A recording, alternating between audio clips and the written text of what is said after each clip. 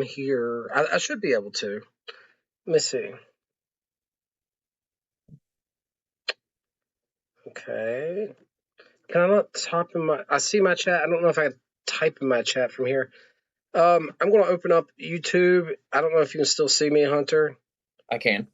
Okay. I feel like there is a way you can. Well, you got to keep in mind, I'm looking at Streamlabs OBS is where my chat's popping up at. I'm not seeing it from YouTube. Gotcha. If that makes any sense at all. I might have to open my own live to comment into it, and you might be hearing doubles. If that happens, guys, just it'll be brief. Yeah, let me mute that. We're good. Close. Dr. Bob's Nightmare. All right. All right, we were live. Didn't realize that. And yes, we have Dr. Bob's Nightmare in the chat. Yeah, it's not letting me paste that in the chat. Man, I thought I had it figured out too. And the live is frozen on my end. Let me see. Are you frozen? No, I can hear you, and I'm watching the screen. It seems okay. Okay, give me a second. Let me... Man. And we got Lukester in the house. Lukester! Just getting the live set up, Lukester. Give us just a minute here. We're trying to get a link pinned in the comments section so anyone that has a Zoom can join the after party with us. And Dr. Bob's Nightmare says that audio and video is all good on his end. Thank you, Dr. Bob. Okay, what I can do, Hunter... Okay. Is go back to Zoom. I don't know if you're going to see me in the options here. I hope not. On it.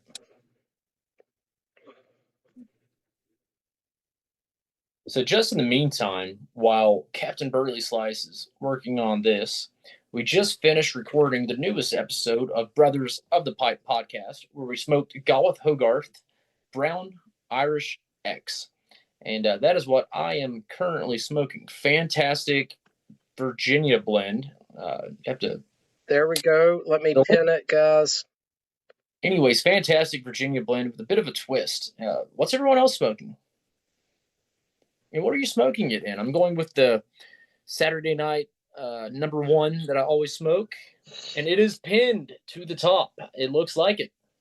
All right, guys, if anyone wants to jump in here with us, download Zoom. If you don't have it, it's free. Download it to your phone. Follow the link there, and I can bring you in. So I will ask that if you join the Zoom, which I hope you do, make sure you change. Oh, I've got to change my name back to the Pipe Hunter. Oh, that was my bad, man. No, that's okay. He had it right. Lukester says he's on his laptop. He doesn't have a camera on it, but he will one night soon. Looking forward to it. Love to have you on here, Lukester. Give me 1 second, you all, just to change my name. Not that I mind you seeing my name, but for consistency on YouTube. Like Hunter said, guys, we were smoking the Galwith Hogarth Brown Irish X. Just smoked it on the podcast. It is strong, robust. There we go. Quite good. I really enjoy it. I hope everyone has a chance to try it. Walt, I have a pinned comment for a Zoom link. If you don't have Zoom on your laptop, it's free. Download Zoom real quick. You can follow that link, and I can bring you in here. I think Dakota just started working on an everything jar, or at least an infinity jar. Yeah, I have one. I have one building up. I'm building one up. I've never done that, but I probably should. It's just here, some Frankenstein blend that I love that I'll never be able to I don't put Englishes or aromatics in there, so I'm pretty much only putting like Virginias or only Burleys or maybe some dark fired or something like that. Only like straight natural tobacco flavors.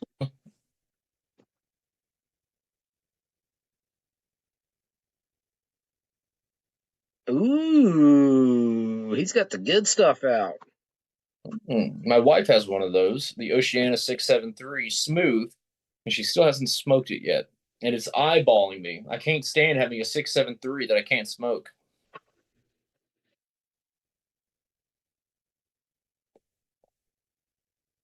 But yeah, this I love H. Burley Flake. What Luke's just smoking there, a great blend. Dakota and I was talking about it recently, comparing the comparisons between H. Burley Flake and Wessex Burley Slice, Yes, sir. and Good then stuff. good stuff. And then again, this is my first time smoking the Brown Irish X. Captain Burley Slice has smoked it a good bit, but this is my first time with it, and I'm head over heels. So I wish I would have discovered this blend a long time ago, because as far as the Golf Hogarth goes, I was always dark flake unscented, and I still love dark flake unscented. I mean, it's a really great blend that I really enjoy. But I've just been stuck on that one blend of theirs for so long. I haven't ventured into a whole lot of other stuff uh, in the Golf Hogarth camp.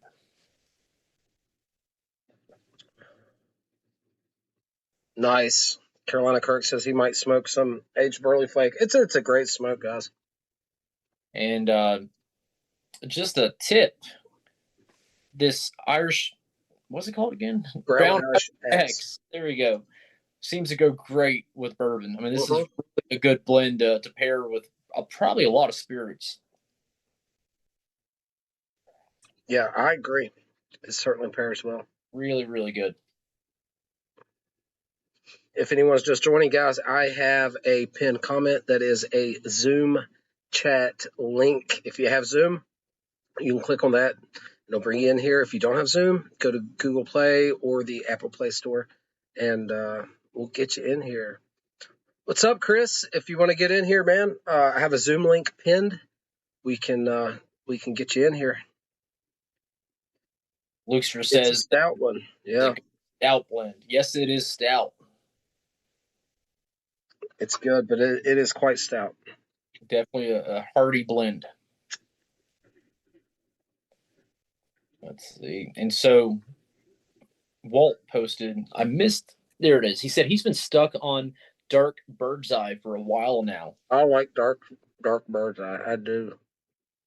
Okay, we want to ask him the question. We got Smoky Stash in the house. We do. Hey, Smoky Stash, did you get the Ravenwood 11th Day of Christmas? And if you did, we are going to smoke it for the Christmas episode the weekend following Christmas. Christmas is on a Thursday. If you're not busy the weekend after Christmas, and I know it's a shot in the dark. I don't expect you to be free. But if you have an evening the weekend after Christmas free, I think it would be a fantastic time to get you back on for another one of James's blends. We had that thought live on the recording of the podcast today. So I'm glad you stopped by, man. Hope you're doing well. So, the Brown Boogie is something different. Well, I'm not sure exactly what the differences are, but it is something different about it. But the Brown Irish Twist is the same as the Black Irish Twist, except the Black Irish Twist has been steamed longer. Yes. Steamed, the word to use, or they said what was the word they used? They used a very specific word. It's funny that you said twist now, because the Black Irish accent is the same as the Brown Irish accent, except it's stoved. It was stoved longer. Stoved. I was so careful with not saying twist, and then yeah. So, guys, we're thinking that the Brown Irish X and the Brown Twist and the Black Irish X and the Black Twist is actually the same exact blend, and it's just hard to confirm that for sure. So we were trying to avoid it, but we're pretty sure that's what it is. We might have Smoky Stash on the episode. Okay, so it's a possibility at least. I like those options. That's cool, man. Once we get closer, obviously, we'll stay and communicate and see how it's looking. But yeah, I haven't had that one before, Cameron. Some people was telling me about it. It looks like a fantastic blend. So we're really looking forward to trying that. I bet he's had it before, though. Didn't you say he sent you a sample of that? Yeah, he's certainly had it before then. So we've got a 10 on its way. Hasn't made it yet, but it will be here. I'm splitting that with Dakota, and that will be the Christmas blend for the Christmas episode of Brothers of the Pipe this year. Okay, so Luxor says Black Irish Twist was steamed in a tire fire. I have Black Irish X, and it smelled and tasted like burnt hair to me. It's supposed to be the same as this blend, but stoved longer. I love this blend. That one should just be more of like a Maduro of the same thing, and it is not to me at all. I'm with you. It's now. I'm thinking that the part of the rope I have, something got in it and contaminated it. I need to cut a piece off the other end and give it another whirl to see if I was wrong. But I've tried it one time. I do have some, and I was not a big fan. Dr. Bob's Nightmare said he smoked a bowl of Black Irish X last night. Got a good Nick buzz. Well, Dr. Bob, the brown Irish X has actually got just a touch more nicotine. The stoving process for the black that smooths it out takes just a touch of the nicotine away. And Mr. Will Bill himself is in the house. Good evening, sir. So Cameron's had the last 2 years. Gotcha, but he hasn't popped this one yet. If it's anything like last year's, it's an absolute gem. Yeah, I'm really looking forward to it, man. Really am. And he's really liking the 10 note too. Man, now I'm getting excited. Yep. That's fantastic. So anyone new that just showed up, guys, I have a Zoom link. If you have Zoom, if you don't, download it. It's free. There's a link pinned in the chat, and that will queue you up if you want to come on the live with us. So I have some Black Irish X from the guy that sent it to me. Said it's, I don't know how to say this, no younger than 2012. Okay. So 2012 or older, I guess is how you would say that we need to try. I'm wondering what age does to it. I think it would just mellow and meld with that type of tobaccos. Maybe a little bit of the fire-cured Virginias that's in it has aired out a bit. Out, right? It's been sealed up, but you know what I'm saying. I'm curious if it gets sweeter with age, because there should be a lot of Virginia. There's sugars that can break down. It's Virginia tobaccos, but it's not really that kind of Virginia tobacco. Right. That's why I wonder if the Virginias in this age more like a burley, where it's a very slow process. It's like it's the Virginia's cousins from way back in the holler. You know those guys. They've got the same last name, but they don't associate with them. Yeah. Huffus Puffus. I love it. Huffus Puffus. Will Bill, the Wizard of the Pipe. Mushroom Leg. Mushroom Leg is in the house. Mushroom Leg posted a video this week talking about cobs and forever stems. And I've told you that I've been wanting to get one custom made for a while. And his video absolutely sent me over the edge. Yeah, it was a nice video. I saw it as well. He does a really good job. Oh, yeah. I would love to get one of the Vermont Freehand, have them make me a forever stem. You can go on their website, and I don't know, I think it's like $30 or something. Have it, you say, do you want the length of it? Do you want it straight? Do you want it bent? What shape do you want the stem to be as far as the designs? Do you want it regular? Do you want like a bead in the middle kind of thing? Right. Big block collar acrylic. If you want a swirl design, I'm definitely going with a blue swirl, but kind of like the Oceana stem on the Savinelli pipes, kind of like that. Yeah. But I've seen people with cob collections, and each one has a different forever stem with a different design, and it's just beautiful. Love it. My Missouri Meerschaum Dagner poker has a black and red or black and orange or something swirly stem. It's not a real nice stem like a forever stem, but right, it's still colored and has swirl. The stem will outlast the pipe. I was thinking they were like $40. I thought they were $30. I've always seen them as an option on Vermont Freehand, having them make you one. I assume that's where everyone else is getting them from. I don't know that for a fact. Yeah, I should have dried this tobacco out a bit more. A lot of relights, but I don't care if you don't care. So you're still on the Brown Irish X? Yeah. And my baby's crying in the background, so if you all hear that, Can't hear it. Yeah. So I do have a third bowl. This is my second bowl in a row of the Brown Irish X. I have a third bowl broken up, ready to go. That is going to be a lot of this particular pipe tobacco, just due to its strength. So if it lays me out, it lays me out.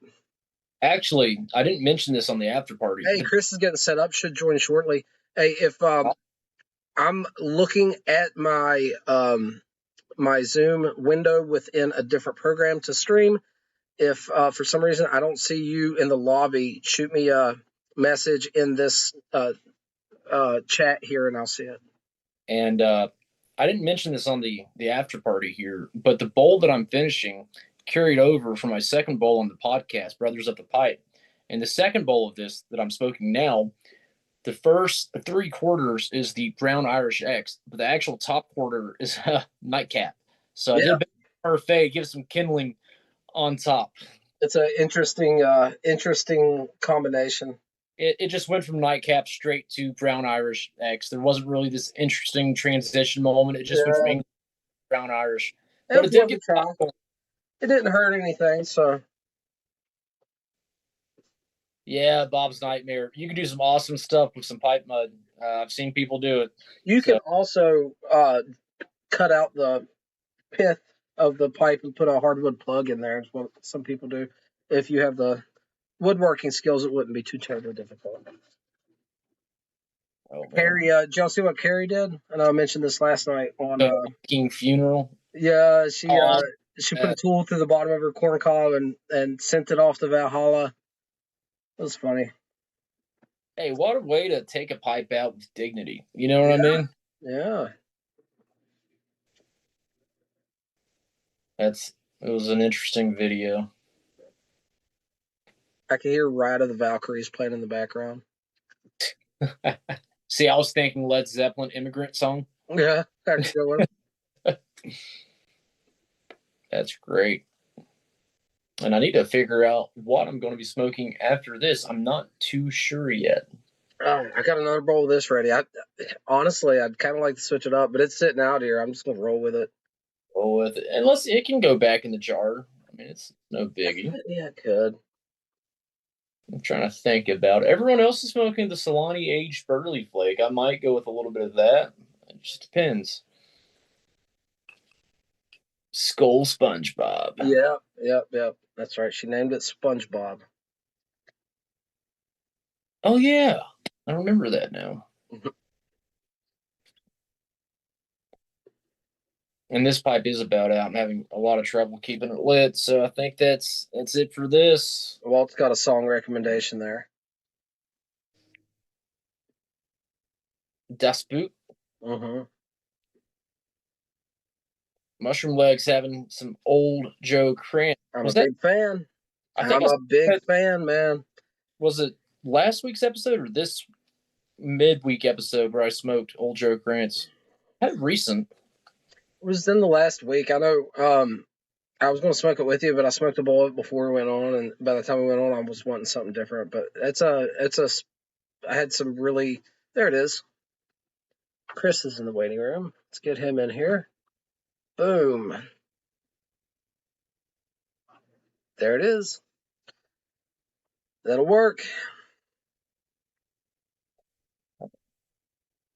What's going on, man? I think you're muted, but you are in here.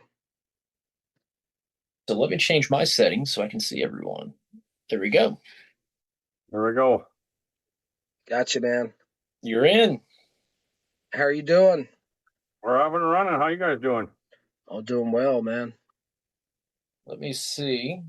C&D does Burley's in kind of a different way. I had some Burley Flake #1 the other day, and it's just very different than other Burley Flakes, like the European style Burley Flakes. I really enjoy it. It's great to have the variety between the two different styles, but Cornell and Dill's really come up with their own like DNA for Burleys, which I like. Yep. You know what? I wonder. Oh, I think I smoked all the Burley Flake #1. You all give me 1 minute. I have to refill this pipe. And You I go need, ahead. When you get back, I'm gonna grab me something different. I do not think I'm gonna finish with a. I don't think I'm gonna go for a third bowl of the brown Irish Jacks. This just seems a bit much. Chris, what are you smoking, my man? I just fired up some Watch City Flake 558. Okay, what type of flake is that? It's gonna be like a Virginia Perique. It's got some serious funk to it. I haven't had that one, man. That sounds quite good. What I've had from Watch City has been just excellent. So that's Yeah, one of it's the ones good. I would like to dig deeper into their portfolio. Man, last night, dude, I could barely hear you. It was late for me. I'd been up since 4:30. I had a couple drinks in me. That was like so wild for me to even jump on. Like I was like, wow. In the morning, I was like, I really hope I didn't make an ass of myself. No. There was some other random guy that jumped on, and he must have been from overseas, and he was just annihilated. Oh yeah. He could barely talk. He was like leaning over the table, looked like he was in the basement someplace with a cigarette, and he was like, "I smoke pipes too." Ah, I'm gonna have to go back to Walt's video and watch that. That's great. And then he went and got like 2 pipes and kind of held them up, and He's he's like, like, look, I'm one of you so-" guys. and he's like, "I'm sorry, I'm drunk." And then next thing you know, he was gone. Oh, that's great, man. Yeah, I'll go back to the Walt's video and look for that. That's hilarious. I don't know how long you were you on the whole time with him? Yeah, 5 yeah, we were. hours or so? Yeah, Good Lord, boys. Woo! you know, we pretty much set it up to go live together, and then he just kept going. Well, I knew he was doing it, and I had some other stuff that I knew I was going to be doing. I thought I was going to miss it altogether, and I went a little late with what I had planned, and so I got down in my boxers, jumped in bed, and I'm scrolling YouTube. I'm like, Walt's still live, so I get on there and didn't know I could get on, and he's like, jump in, and I'm like, oh crap, okay. So jump up, turn the lights on, get the pants on, all the stuff. But we got in there. Yeah, It was a good time. good time.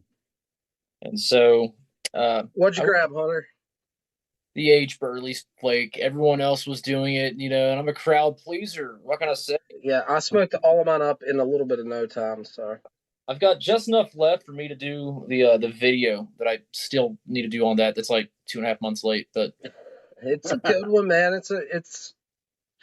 I know that Mushroom Leg, I think, was the commenter I was talking to about it, with comparing it to Wessex Burley Slice, but he's had it and he prefers the bolder flavors of the Wessex over it as well. I do like the aged Burley Flake though. It's like getting a good whiskey and then watering it down to 80 proof, and you're just searching for more like flavor in there. It's just not as forward as you would like. Yeah. Well, go ahead, Chris. No, I was gonna say it's the same thing, but it's good. It's the same reason why I haven't cracked open my tin yet, because I don't want to blow through it, because it still is good. It's very But good. That I like that Wessex. I don't know, that holds me, man. That Oh, one I can just keep smoking through that. I'm It's the same thing nut with with that hiking like you were talking about. I Yeah, try not to crack those open, because that's the same thing. I will not stop until that tin's burned through. I'll just keep going back to it. and it's in the same ballpark. So if you like the Wessex Burley Slice, and if you like the Solani H. Burley Flake, the Cobblestone Hiking, I mean, it's right up there in quality and taste. It's definitely a house. Yeah, It's- Mushroom Lake confirmed it was him I was talking to. I thought so. Someone, League of the Keepers of the Briar, how are you doing today? Good seeing you Oh. in here, man. League's back with us. someone mentioned another blend that was supposed to be a lot like this. What was it? The John Cotton's double pressed Burley. Actually, they I had was that. smoking Was that it last night. you or Walt? Who broke that out? Uh-huh. That was you, yeah. I was about to say, we were talking about that last night. Yeah. So does it compare at all to maybe the aged Burley Slice or the Wessex Burley? What aged Burley? Yeah, I would put it more with the age, because it's not you don't get any of that anise notes like you get with the Wessex, Gotcha. But it is just a good, deep, rich burley note. It's just no all frills, but just good quality.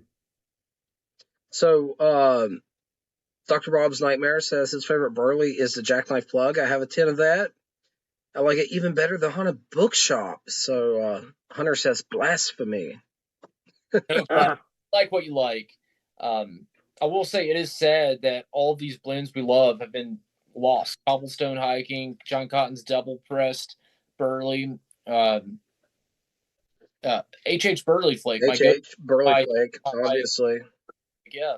So actually, and one more that's gone, but it's still in stock. I'm going to go grab it. I'm going to be smoking some M4 Burley blend that I was smoking this morning. Yeah, grab that, and you can still find that John Cotton's double pressed out there too, but they're, when they're gone, they're gone. So if you see them, you got to grab them.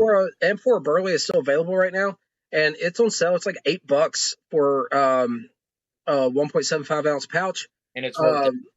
My buddy Tom, Porch Piper Tom, told me that his local shop had some of the Kentucky, the M4 Kentucky that Walt was telling me about. We were discussing last night. So I might have the hookup on some of that. I have the Cobblestone Plug, Walt. It's in the cellar. I haven't opened it yet. I do have the plug, just have not been able to source the hiking. All right, gentlemen, I'll be right back with some Amphora Burley, and I'm just gonna grab the whole jar. Why not? Yeah, grab the whole jar. So, why not? With the blends in this genre of Burley or wheelhouse that I know of, the only ones that are left that are still being produced is the Wessex Burley Slice and the aged Burley Flake.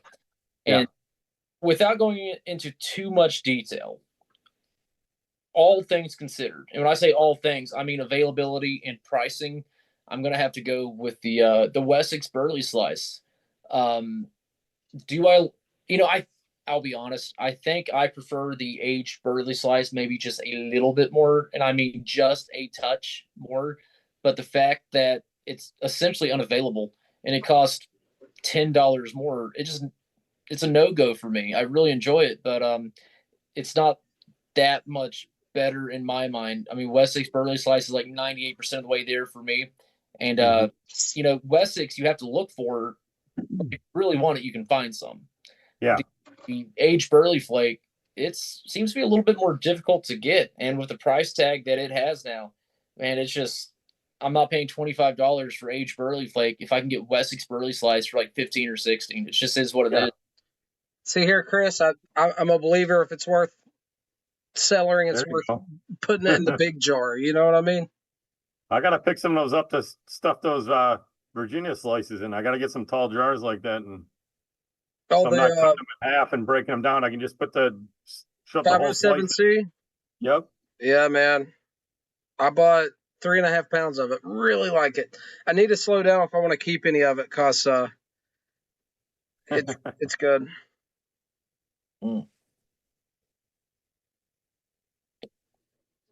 His pipe really was made for Burley, though. I think every pipe's made for Burley's, man. Burley's smoking everything for me. Gosh. The two best Burley smoking pipes I have is the Savinelli 673 and the Savinelli Bing's Favorite. Two completely different bowl shapes, but both of them just knock Burley out of the park. I need to get me a Bing's Favorite. 311 does that for me. My Savinelli 311 is my one that I smoke the heck out of. Love 311s, dude. Love them. Have y'all seen the so Savinelli did their Christmas release like back in August or something, but after it was released in the past like week or so, they just released their Christmas Bing's Favorite. Did you guys see that? I did not. It looks good. It's a little different actually. It's kind of like a Bing on crack too, because it's an extra. I mean, I think it's an extra half-inch longer than the regular Bings too. It almost seems a little bit longer. The taper of the stem looks different too. It looks like it almost does a saddle bit from further up. Like just the profile's slightly different. So St. Nicholas 25 Bing's Rusticated.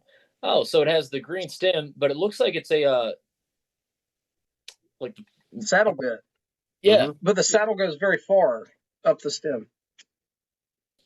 Oh, and it does have the acrylic stem. I like that. Piper Man's in here. Checking in all the way from Puerto Rico. What's going on, man? League of the Keepers of the Briar says 311 is a tank. It is. Yeah, It's a smoking they really machine. are, man. I really enjoy them. So, did you guys see the newer line of Savinelli that they just released? Oh man, those are Yeah. beautiful. Alita, the Alita, I think, rusticated and smooth. That rusticated, it's like a Dublin shaped bowl.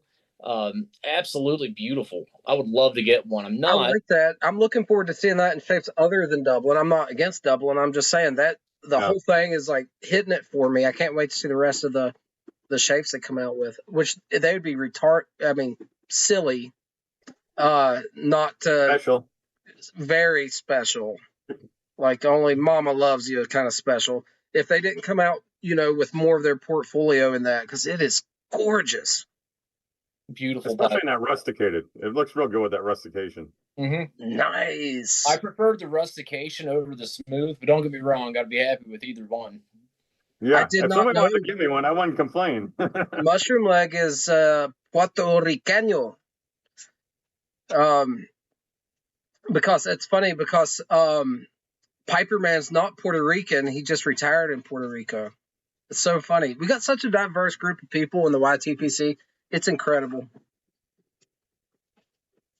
Oh, I didn't even see Piper Man join. Piper, what's going on? I have several friends from Puerto Rico, and I would love to visit. I would love to visit Puerto Rico, man. I've worked with a few friends from Puerto Rico. As far as Puerto Rico would be a cool one, man, and it'd be easy for us to get to Puerto Rico. Oh yeah, compared to other places. Yeah, for sure. yeah, it'd be easy. It'd be a lot of fun. Oh man, what is this cat getting into? Sorry, my cat's like stuff in the background. Howdy, cat. Hey. You get into the catnip or something? He's acting up. What are you doing? She's like at my Piperman. I didn't even know.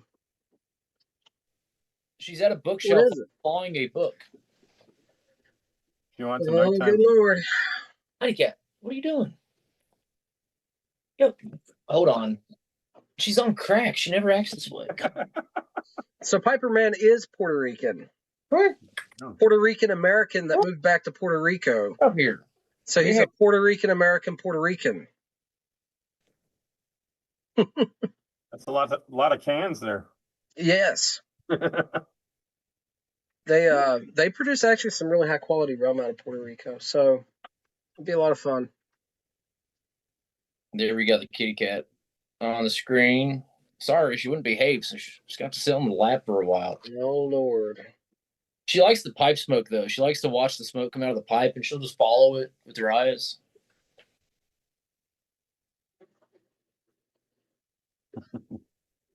Walt must not have felt like putting on pants. He's not jumping on. That cat always acts a little suggestive when it jumps up there. You know what I mean? So she has been acting a little since Chris, if you didn't know, 3 months ago today, my wife and I had our first child, a little girl. And since the baby's been in the house, the cat's been jealous.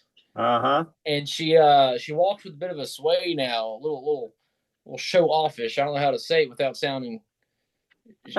She's acting like a slut. Yeah. You mean she's become an attention whore? Yeah. Like no, give me attention. Yeah, that's how those animals get, though. Man, Piperman has Indian, Irish, and Welsh in him. My wife does genealogy, and she tried to look back. I don't know, Hunter, if I've ever told you this, but she tried to look back. If you look at the name Hughes, it initially Hughes in general is Welsh, and then it moves from Welsh to like Scotch Irish. Like there was some like movement, and then it just kept coming over. So, but we've been in the Appalachian Mountains forever, and the Welsh is the first thing I saw that the name comes from Wales, but I found a map of Ireland and where the Irish last names come from originally, and Hughes was on the map. Yep. Yep. It is. So all of them. Yeah. It's a long thing. We looked it up. Angela looked up a lot of stuff. A lot of stuff I knew, a lot of stuff I didn't know, a lot of Civil War stuff actually. So. But Hughes looked like it was like southeast in Ireland, kind of southeast. Okay, check that out. That is Puerto Rican, Hungarian, Slovakia. Oh, What Drew's a got to be an angry combination! dude. He's got to be an angry dude with all those. Nah, he's chill. Short He fused. might be angry though. I don't know. Short fused. He's a professional chef. Chefs seem to get angry easy. Maybe you're onto something. He gets really. Hey, pipe philosophy. Is this the real pipe philosophy, or is this are you posing as pipe philosophy? He's in undercover, man. Prove to me. Did you change your name back? Say something that only the real pipe philosophy would say, so we know it's. And Shroom, I said it with love because I'm married to a Serbian lady, so I get it. Serbia is cool, man. So I also have a buddy that's married to a Serbian woman, and they have homes both in America and Serbia. So Serbia is formerly Yugoslavia, correct? Correct. Yeah. Lots of cool history there, man. It is the real deal. Now, I almost got beat up in a Walmart one time from a man who was from Croatia who lived in Canada but drove a truck in America. Well, those Eastern European guys. All over a kayak. It was crazy. I'm not going to tell the whole story. I know a certain friend from Ohio, I hope jumps in the chat because he's got some, former Block mafia connections, and his stories are legendary. Oh my gosh. Sergeant Rocco. He's a his brother-in-law is definitely not mafia, and the two guys in expensive suits that follow him around is definitely not bodyguards. Yeah, he's got some great stories, and he's Jewish, so he's a former ex-Block, USSR descendant, Jewish, interesting guy. He was a Marine stationed in South Korea for a long time. He picked up a lot of the cuisine and stuff. He loves he does he does a lot of food, but he does South Korean, Japanese, and then like a lot of very simple Eastern European, like he dehydrates, he cans a lot, stuff like that, makes his own bread. It's very interesting and very cool.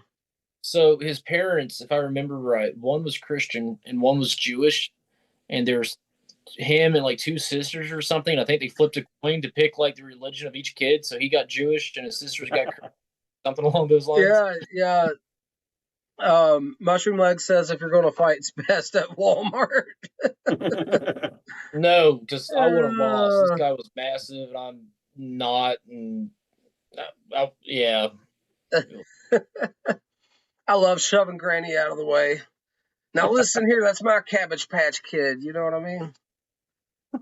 Hey, if you're not ready to throw hands, don't show up to a Walmart on Black Friday. You know what I mean? Yeah. And so it's definitely the real pipe philosophy. He said, "Don't call it a comeback. I've been here for years." Oh, I'm so you, man. It is good seeing you in here, brother. Oh, geez. What pipe you smoking there, Chris? Oh, just a little Morgan Bones. I love my bones, man. Yep. Just a little stubby poker sitter. It's great. I have I only have one. I don't know why at the price, but I have a Chubby Rhodesian, and it's kind of my ride or die in my car, man. I take it to work every day. It's coloring up beautifully. It smokes just incredible. I'm not completely happy with the stem. I think the acrylic they use is a bit hard, and I think the saddle bit in that one's just a touch thick. Would be my only complaints, but if I had to ride into the zombie apocalypse with just one pipe, it might be that one. It really is a tank. I've got tons of them. They're fun shapes. They're, you can keep snagging them when they come out with something fun or different. Hunter, look who's in the chat. Then tell me what time it is. Brutal enough. It is 4. It's 4. Yep. So it's funny because Dakota and I each have one Morgan Bones, but we love our Morgan Bones and we smoke them weekly, if not daily. So they get a lot of use, but we only have the one each. It is funny. I was wanting to say, Dr. Bob a minute ago was talking about Crooner in the Pipe Mud Cobb. He thinks deer tongue is starting to grow on him. I've never had deer tongue. Hunter is obviously not a fan. I can solve that problem for you. I don't know, man. I'd at least like to taste it so I know what it tastes like. I don't think I would like it. It is 4 a.m. Guys, we are getting better at this thing. Got it. But yeah, I don't know, man. Chris, you smoking a deer tongue? I got some. I haven't smoked it. It's one of them things where it's like, yeah, I'm kind of like, do I?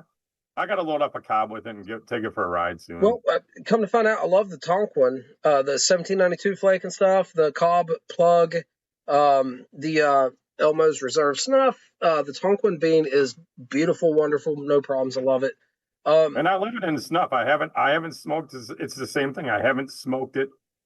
I have all the stuff. I just haven't gotten around to it. But those are the Tonquin bean and the deer tongue. Those are the same kind of thing. It's like a love-hate. People either love it or they can't stand it. Well, interested what you think once you get to experience the deer tongue. I really love the Tonquin bean. At first, I was like, this is odd, but it grew on me. Not the same reaction with the deer tongue. It started off, this is odd, and then it just got worse from there. But I know people that love deer tongue, and that's great for those. It is not for me, though. Yeah. That being said, I like Tonquin bean so much, I am going to give me a little sniffy sniff of some Elmo's Reserve here. You going to do some right now?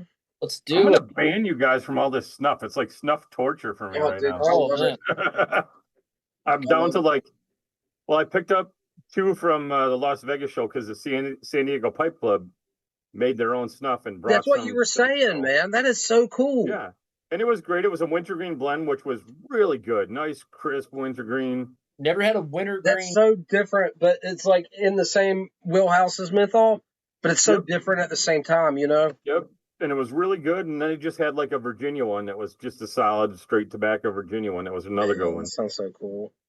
Yeah. So I'm down to those. And I think I've got my Red Bull stock. And then I've got some Gawith Fire Dance. And I might have some Black Arabica left still. Burley Burt's in the chat. Very good to see you, Burt, man. I haven't heard from you in a little bit. He said that Bing Crosby loved the deer tongue. It's kind of minty. I've heard several things about it. I do want to try it. Burley Burt, you will be happy to know that half of these guys are smoking aged Burley Flake tonight. I know that's right up your wheelhouse of stuff you enjoy. So right now we're doing some stuff, though. We have some Samuel Gawith, Elmo's Reserve. That is the 1792 flake in snuff format. So I'm smoking the aged Burley Flake. I think Walt was smoking the aged Burley Flake, and maybe I don't know who else it was now. Bert, I'm smoking the Amphora Burley. Got a big old jar of it here. Lukester was. Maybe it was Lukester. I don't know. Yeah, it was Lukester. And then Walt said he was going to join in, and then you did as well. Which I'm having a difficult time keeping this lit tonight. Maybe I need to give this pipe a little rest. Maybe that's the problem. This one gets smoked a lot. I'll give you that. It's funny how you dry out a little.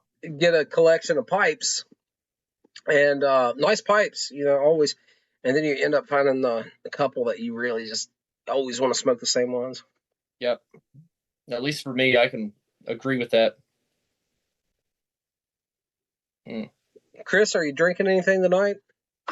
I'm on the water. Water? What? We don't serve water in this bar. Tomorrow night is Pipe Club. It's every Sunday. I got a Packer game, and I got club, so I'll be drinking a lot tomorrow. So I'm preserving my liver for the appropriate events that I got to take place in. Good.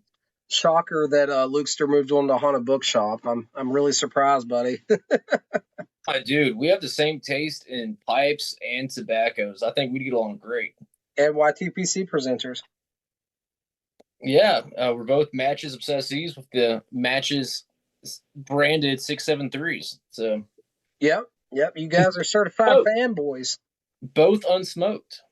But Probably. what it probably couldn't be a greater presenter to be a fan of. What a earnest gentleman, and will greatly be missed. Oh man. Walt's got it right. You guys got to order up some of that Burley from Yuli's. From who?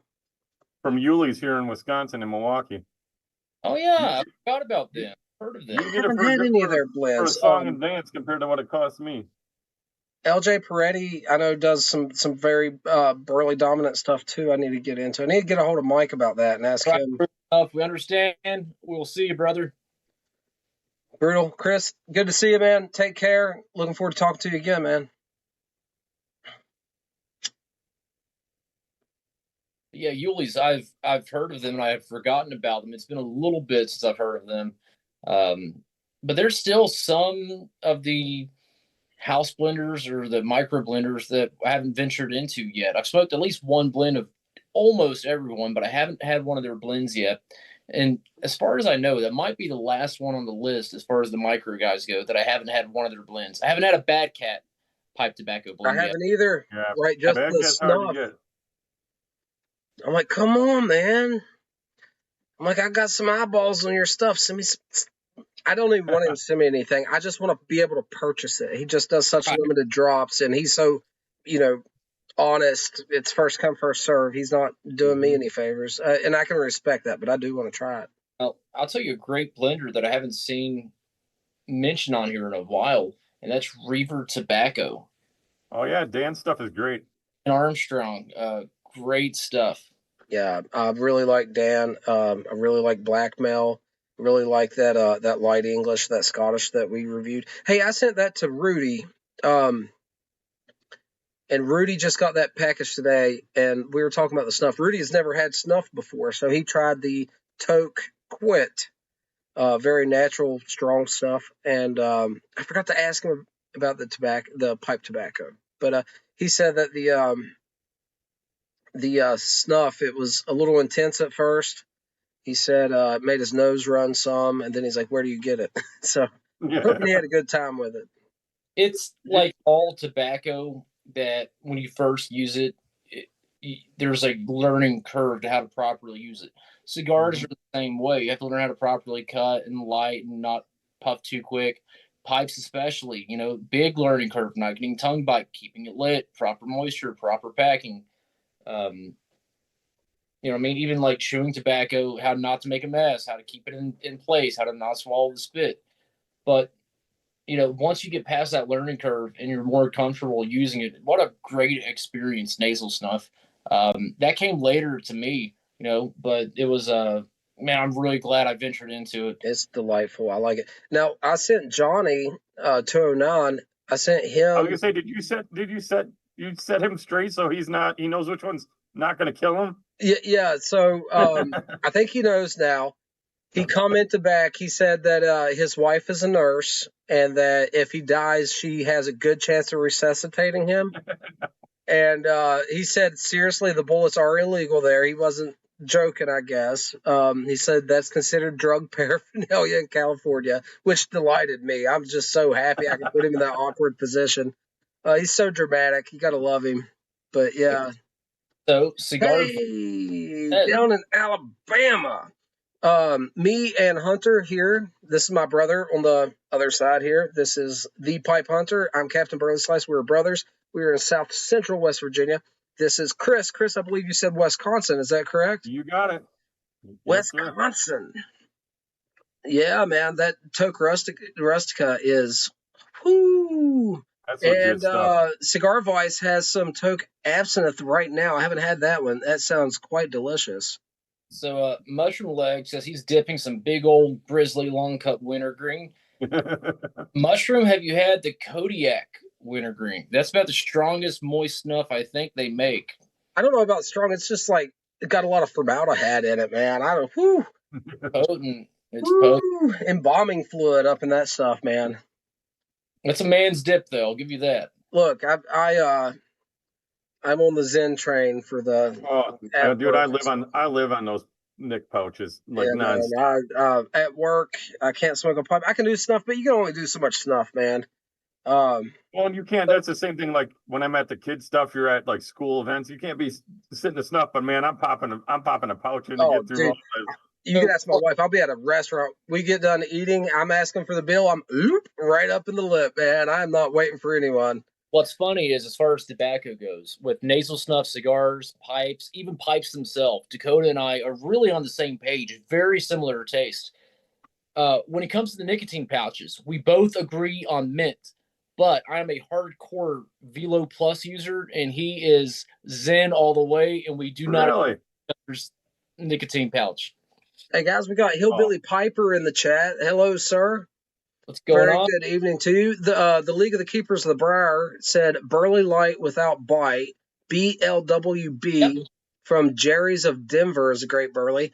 I need to actually take a picture of chat right now with my phone, or I will forget. I'm all about a new Burley blend. It might be a rebranded blend because Lane Limited has their Burley Light without bite that I smoke occasionally. Has a little bit of a vanilla top note to it, maybe.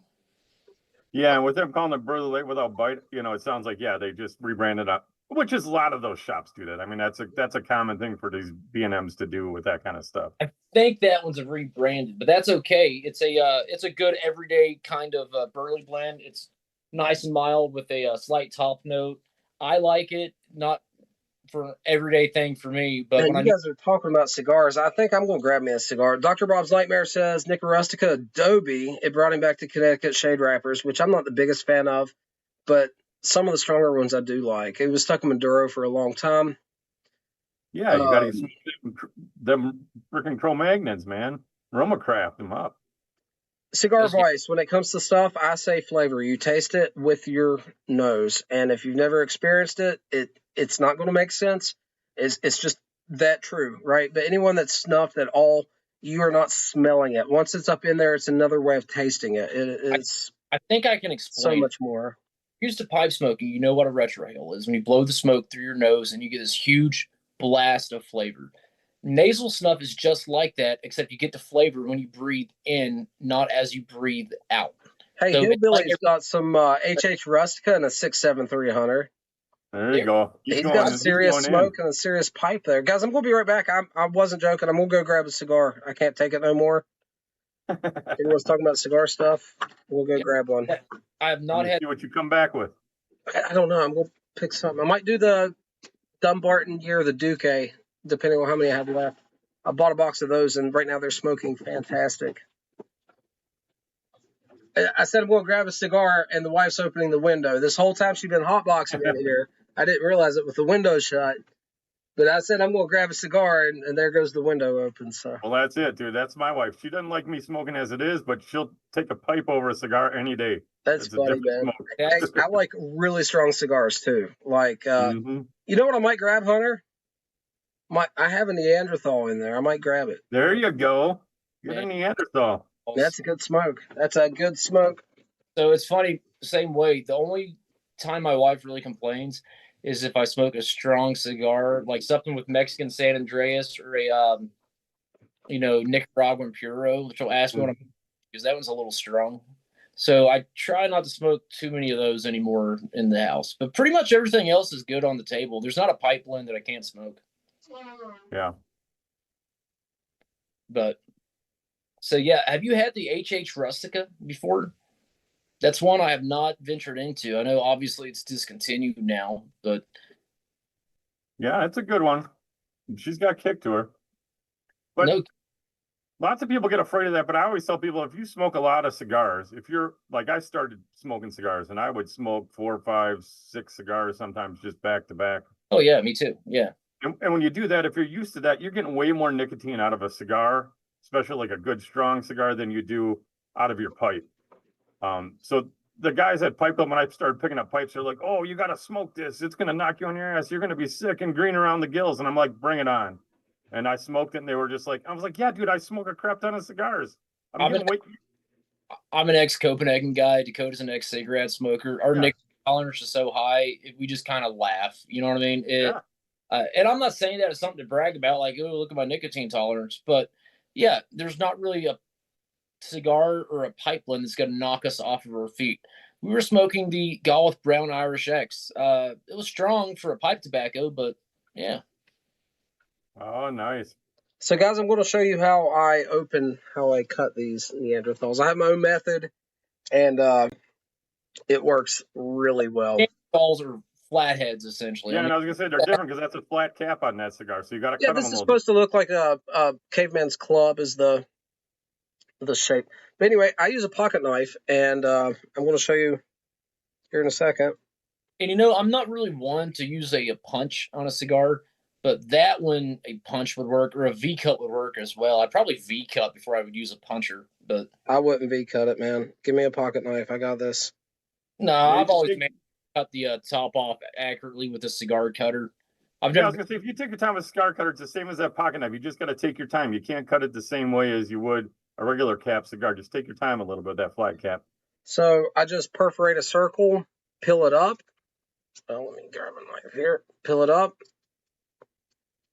and you just punch cut it with your pocket knife. I did. I've got a little bit of inner leaf there to get off, but I'll show you here in a second when I'm done. It works great, but I do this to all cigars. It's not like Torpedo, Figurado, Perfecto. So Mushroom Legs as that nightcap is a 10 out of 10. Dakota and I really enjoyed Big the night. fan. Chris, what do you think? It's good. Good? All right. And It then was my first premium pipe tobacco I ever smoked, and I smoked a lot of it. So that's what I ended up with, guys. It is a punch cut, but I did it with a pocket knife, and it works tremendously. It's just, it is the safest way for me to cut a cigar and not mess it up. It works really, really well. And so Cigar Vice says that he just purchased some Black Irish X, never had twist, so he's excited to give it a try. The Black Irish Twist is a lot like the Brown Irish Twist that we're smoking. It's actually the same blend. The Black Irish X is, you said twist again, Hunter. You keep getting me mixed up. No, he says X. Look, it says X. Black. Oh, hell, whatever it is. Okay. The Black Irish X is the same as the Brown Irish X, except it's been stoved longer. So it shouldn't be that different, except it should smooth out the flavors and have a little bit more of the Maduro effect if we were talking about cigar leaf, right? The thing is I absolutely love the Brown Irish X. It's a bit stronger. I absolutely love it. The black, for me, the sample I have, had some off-putting taste. I was like perceiving burnt hair. So I need to, maybe that end of the rope was compromised with some kind of, something. I need to cut an end off the other side and try it, because for me it was off-putting, but I really want to like it. It looks great on paper. So I'm with Burley Bird on that one. I was going to say the same thing. I'm with him on that one with the V cut for the torpedoes. You could V cut this. I just wouldn't, because I know this works so well. I've done V cuts, limited experience with it, but I've done V cuts and enjoyed them. The League of the Keeper of the Briar says that he only punches cigars because he likes gnawing on them. And I am actually a notorious cigar chewer as well. If I'm not being mindful, I'll catch myself chewing on them so bad. Man, you guys chew them up, huh? I can if I'm not careful. I have to be mindful to not do that. But I'll be honest, I'll smoke a cigar down to the nub usually. And even when I'm cautious not to chew them, once the cigar's dead, I'll chew on the nub for a while, to be honest with you. So Hunter can tell you, I could probably be in the running for the competition worldwide of how far down you can smoke a cigar. I will, after I can no longer creatively put my fingers in a way to hold it, I will put it on the end of my knife and just smoke it. I am an animal, an absolute animal. I had a little titanium like toothpick that I could keep on my key ring that I would use to smoke them down the nubs, I don't do it often because they seem to get too bitter for me, but I have used the puncher on the as well.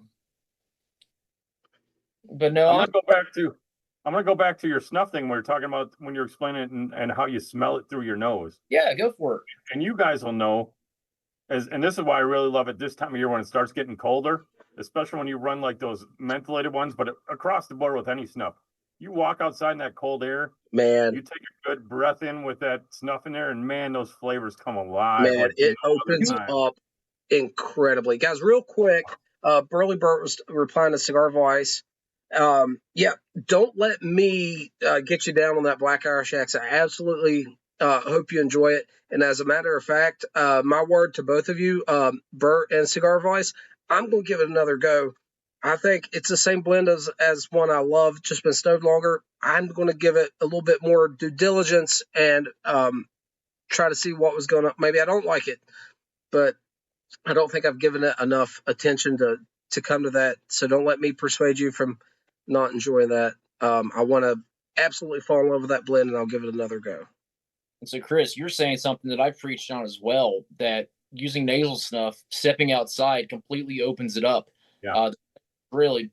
Mushroom Leg here in the chat, he's a professional chef, and he says he goes outside to taste his sauces and his soups. So, But that being said, you brought up a great point I've never thought of. I think I like the mentholated a little bit more than Dakota does, but I've never taken mentholated snuff while it's like super cold outside. Oh, it's amazing. I would imagine that would really intensify, and now I'm really excited to try that. As simple as that is, I just never thought of doing it with mentholated snuff on a cold day. Oh man, it's great with mentholated stuff, man. It's so good.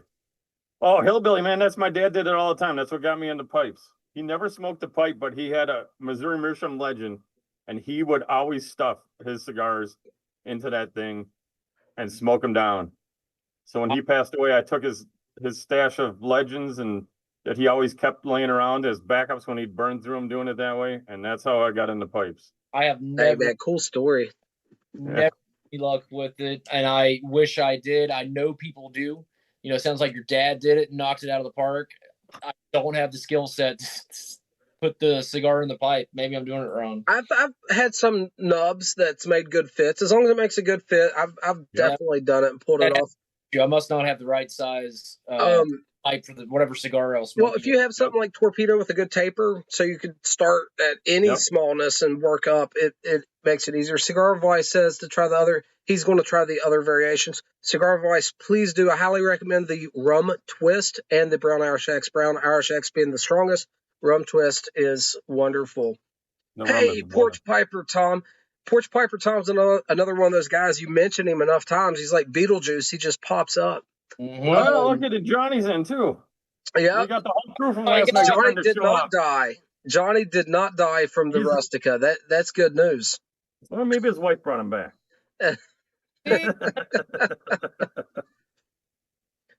Maybe he was resuscitated. Oh man, we got a packed house tonight. Yeah, man, 18. Nice. Thanks everybody for stopping by, man. It's really good to see you all. Absolutely. This is the after party. That's right, Walt. Hey, cheers to that. Hey, right here. Clink. There you go. Clink.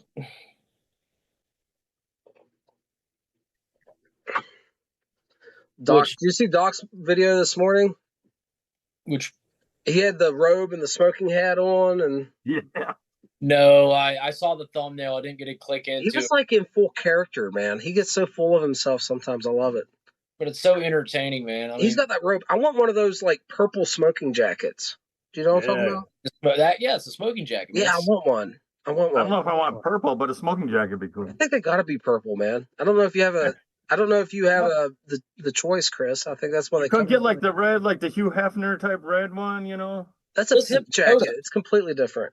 Get the jacket. It was a smoking jacket, though, man. I've got the captain's hat, and just like Chris said, you'll have the Hugh Hefner vibe. You have the pipe already. I've got the hat. You just need the jacket. Hey, red does have a certain kind of vibe to it, man. Like a certain deep red, right? Yeah. Yeah, it's got a vibe to it. Bright red, that deep. Yeah. Like blood red. Yeah. No, I'm down with it, man. All right, now I'm going to get on the Burley kick since you guys are doing it. And I'm going to go for one that Walt likes. I'm still sticking with my Watch City. I'm going with the Old North Church. I haven't had that one, but I might have a sample that Walt sent me. I'm not sure. He knows I like Burleys. They call it their classic Boston-style Burley. Oh yeah, okay. Now I know what you're talking about. Remember that description on their website. Yep. Have you seen Ernie? I guess he's the one that put it on there, the blender. But Watch City's rules for calling in, their Boston Nice rules is what they call it. It's the funniest thing ever. Do you see what Cigar Vice put in there? He said Johnny said that he could have his pipes if he didn't survive the Rustica. Looks like no pipes for me. That's hilarious. Bird says red with Paisleys all over him. And I'll be making snuff videos soon myself. Dakota handed over some of the Bad Cat snuff for me to try. So each one of those will get a video. Yep. A snuff bullet, which I've never gotten to try. And I'm really excited to give it a go. I can't wait for Johnny to get pulled over with that in his pocket, man. Can't wait for the update video. Wait. He's not leaving the house with that thing. If Johnny gets sent to jail, does Cigar Vice still get the pipes, or does he have to die for him to get the pipes? You bring up an interesting question. I mean, if you're in jail, you can't use them, so you might as well, you know what I mean? We'll monitor chat and see what conclusions brought up. That's golden. Hey, Ian is Gun Jesus. Ian McCollin from Forgotten Weapons is my spirit animal. Absolutely. They got the Ian Flage whatever camouflage with Ian putting the Cosmoline on his face is what the little pictures are. That's hilarious. Tom, I'm smoking a Romacraft Tobacco Neanderthal. Hunter is smoking. I've got my Savinelli 673 #1 with Solani aged Burley Flake. Chris has a Burley from a shop, and I can't remember. Was it Watch City? Watch City's Old North Church. Gotcha. Old North Church. I'm smoking in my Donald and Briar pipe from my buddy here. That's a beautiful pipe, man. Yeah. That's cool. Oh, man. And it costs you less than a Savinelli. That's the best part about it. And I love my Savinellis, but I get... Preach it, bro. You can get an artisan pipe from that guy for $125. Oh, man. Johnny says he has to actually die. So, no. I look out for you there, but Johnny says no, he's got to kick the bucket. So prison time's not going to cut it for you. No pipes. League of the Keepers of the Briar smoking Rattrays Limited 2 in a mirror. So Walt smoking Sixpence. That's a very, very, very nice, popular one at the moment. GLP's. So Will Bill coming in with the Warhorse Green and the Savinelli 311 KS. Having extra aromatic sauce on top. It's supposed to make it a little bit more like Condor, which I love, but I haven't had it, so I don't know. The Warhorse Green, haven't had it.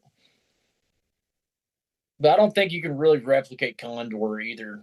It's, man, what a unique experience. And very lovely. Nice stout tobacco, too. A lot of nicotine in it. I'm not saying it's like Brown Irish X, but, it's definitely nice nicotine content.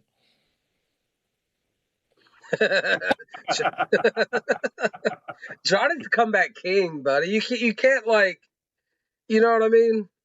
There's no stopping Johnny when he's rolling. If prison was the standard, I would have lost my pipes plenty of time. I was trying to give Johnny shit one time about one of the lives. It might have been one of our lives. I don't remember whose live it was, but the next day, I was like, Johnny was throwing fists, and he's like, me? He's like, Walt was. And I'm like, well, okay.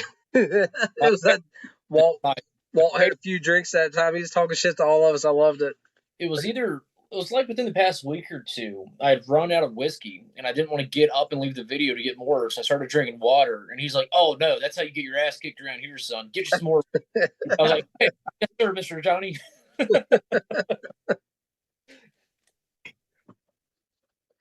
Porch Piper Tom in the chat, man. So Mushroom Leg is a Condor fan as well. Mushroom Leg, have you had Polish Condor or the original Irish Condor? I'd like to see your thoughts on it.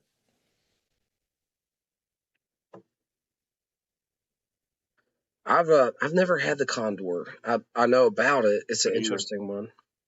So I had the original Irish, and I still have some of it, and I had some of the Polish to compare. And I had a buddy who was a Condor guy going back into the 80s, and he was out, and he wanted to try the Polish stuff to see if it was even worth investing in. So I sent him that, and he didn't like it, but that was it for the Polish Condor I had. But I still have a little bit of the original Irish stuff. I'm just saving it for us to do something special with, either a YouTube video or an episode on the podcast. Because Well, I still have one unopened tin of Warhorse Bar and another most of a tin in a jar. So we have plenty of that as well. If we ever want, I know we've both spoken of revisiting it. yeah. So that's certainly there. Yeah. Chris, have you had the Warhorse Bar? I have not. It's supposed to be Tonquin bean, but for me, it was completely different than anything else I've had with Tonquin in it. It's kind of its own unique thing. I got an interesting note out of it. I don't know if I should say it out loud. I'll say what and I didn't think of it until I couldn't put my finger on it until he mentioned it, but the tube of Carmex, chapstick, the liquid or gel Carmex. Yeah, that's. I have a follow-up video because I actually like the blend. I was just saying what I'm tasting, and everyone's like, "Oh, thanks for letting us know. I'll know not to buy that one now." And I'm like, "No, that's not what I'm saying at all. It's just unique. Like, it's still good, but that one grew on me. I didn't think I would like it as well as I do, but after like 3 or 4 bowls, I was like, I get it." I had one bowl of it. My opinion is going to mean nothing. So don't listen to me on what I thought. Yeah, well, Carmex. I have had Clan. That's one I have not had. Which one? Clan. It's also like a UK TC style. Is it like a UK OTC or something different? No, Burley Bird's smoking the crazy stuff. You guys ever tried that Samoy stuff that Burley Bird's smoking? Yeah, I've got some Samoys here. Hunter sent me. No, not Hunter. Yeah, no, yeah. Hunter sent me some. Walt sent me some. You know what, Phil? That's what I'm about to get. I have 2 different kinds. The one in the green pouch and one in the orange pouch. The orange pouch I have not opened, but the green pouch is open, and that's what I'm about to grab. Walt, is that what you sent me of the Samoys? The blue label? Blue, yeah. He sent me some. I haven't had the stuff Walt sent me. I had the stuff Hunter sent me, and it was different. Very different. Very dry, very floral. Yeah. Kind of minty almost. I didn't know what to get, but that sounds like that would be a good blend to give it a go here. So give me one moment. I'll grab that. Maybe a different pipe because this has had like... I don't be smart about the size because it's very dry and voluminous. I don't know if you should like crunch it. I'm not sure how you should pack that for best results. Last time I smoked, it'd been a couple of years. I had an okay experience with it. Go for it, man. This one tall and narrow ball. I'd put it in. That's actually yeah, probably.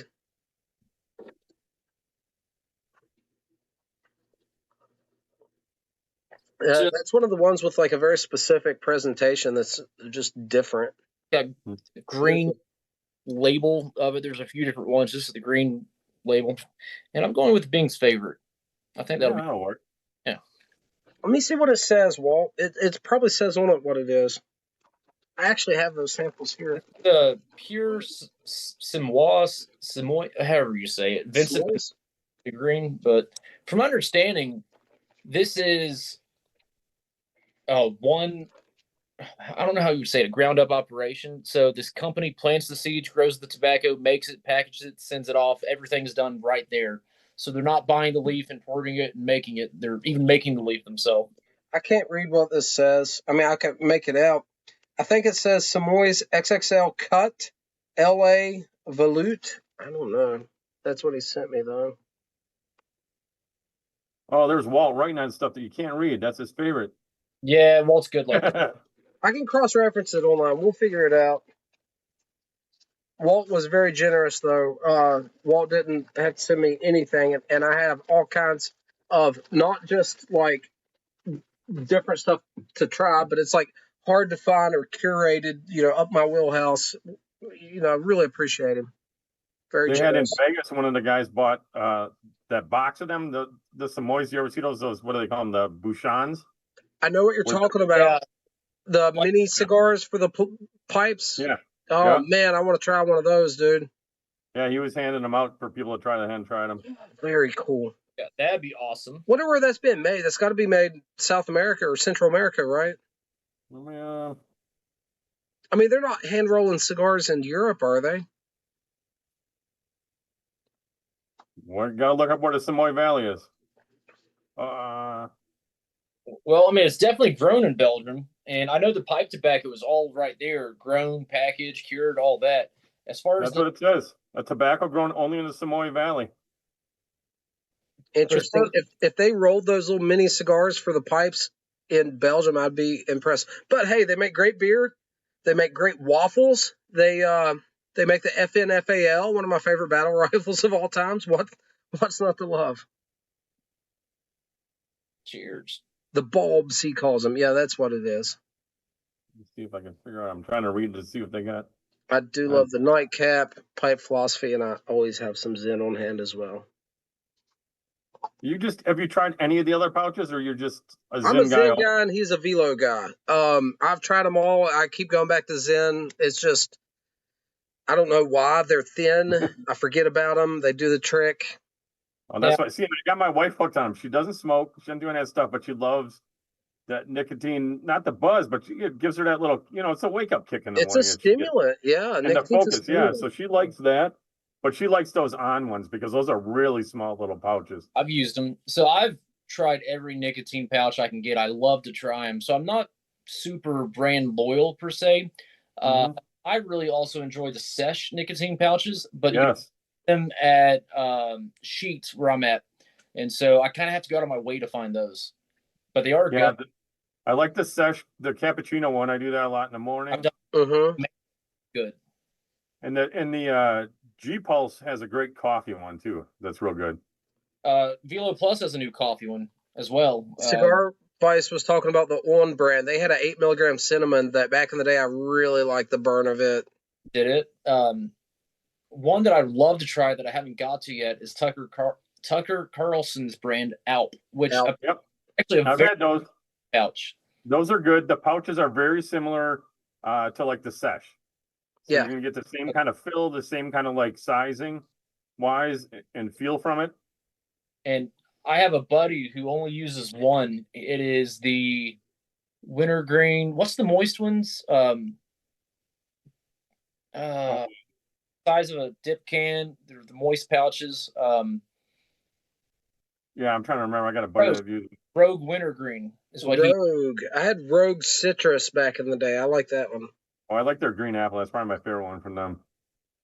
Someone mentioned, what is it? Cope Spit Free. Did I see that? Yeah.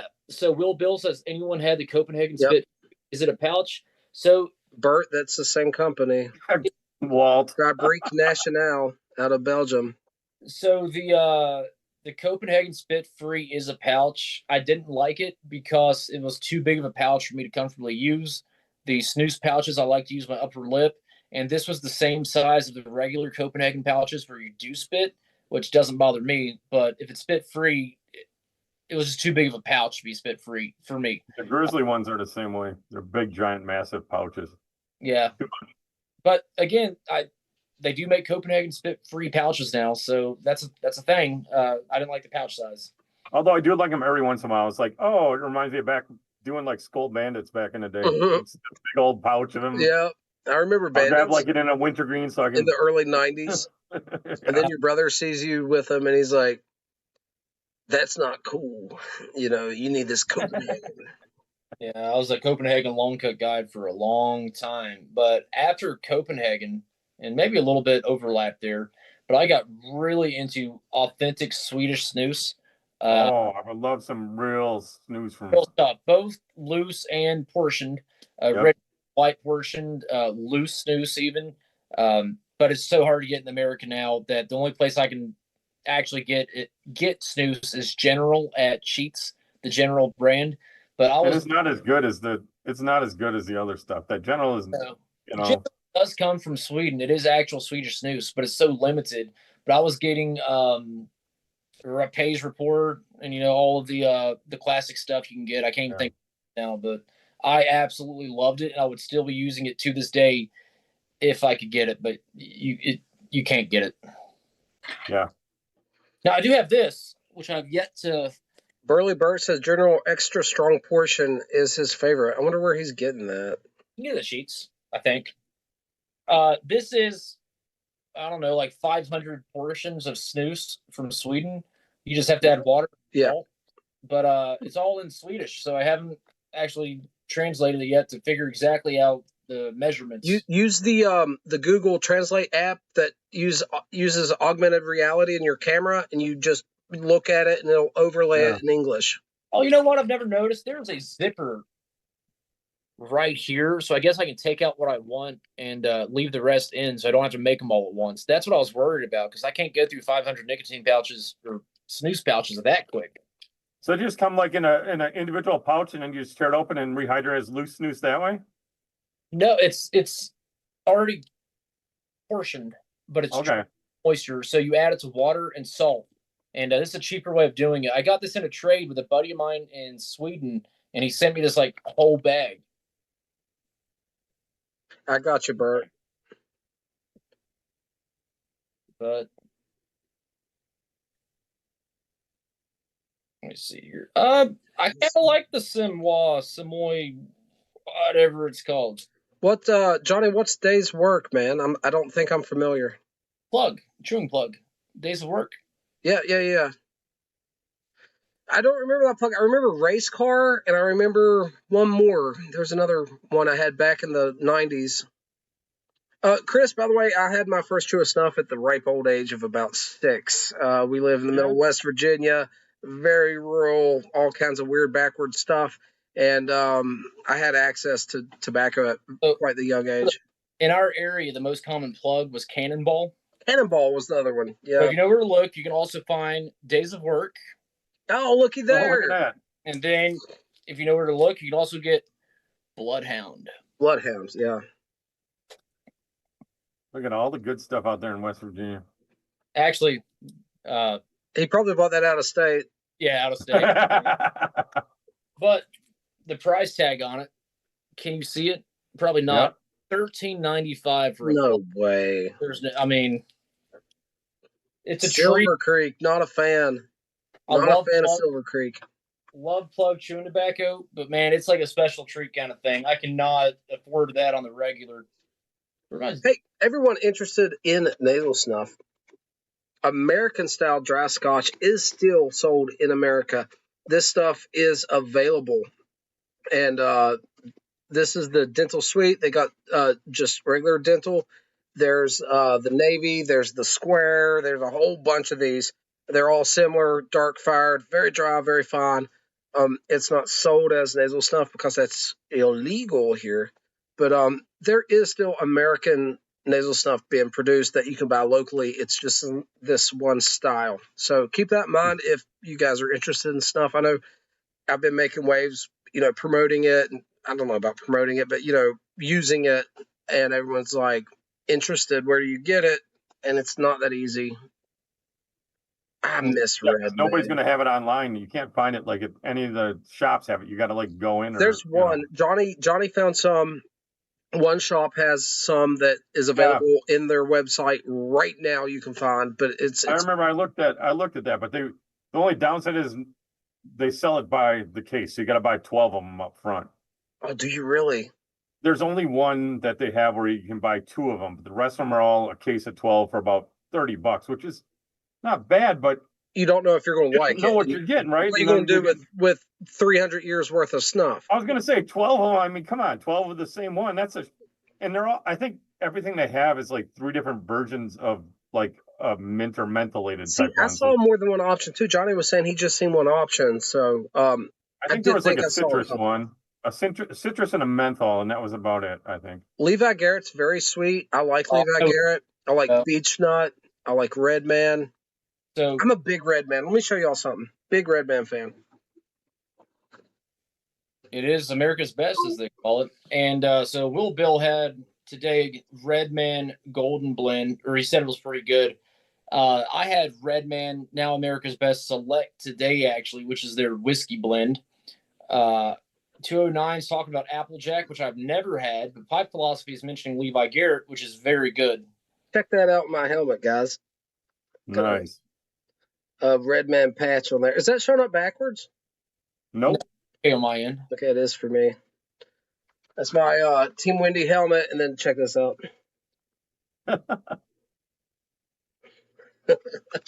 See, now, Dakota, you might have beat me being only 6 with the dip. My first was a Skull Bandit, but I probably beat you because I'm older than you. So I would have had it before you, but at an older age. Probably. I would have been 6 in '93, and Yeah. So because my dad is not a complete animal giving 6-year-olds tobacco, right? I was limited to like Hawkins snuff. You remember the weak Hawkins wintergreen? Because it's like candy. I was allowed to have it at 6. I wasn't allowed to have like his, real strong snuff. It was just the kids snuff, No, I stole some Skull Bandits. I think I was like 10, but that would have been way before you because you were 93. Shit, I graduated high school in '94, so Yeah. I was doing all kinds of stuff by then. Burley Burt wants to know if Beech Nut is still around. Beech Nut is still around. It is still around. Redman has changed the name, and they got rid of the logo, and I will forever be kind of pissed off about that. Yeah, Beech Nut is still see it behind the counter at Walgreens. But listen, where's it at? Let me find it because I have it in the other room. Pinkerton makes Redman, and they have a secondary brand called Big Duke, which tastes so much like Redman for like $2 a pouch. If you like Redman Original and you don't want to pay the $10, $11, $12 the price, it's all right. Give Big Duke a try. It's all right. I like it. Will Bill asks us if anyone remembers High Country. I know the name and I can't place it. Either of you two? I remember the name.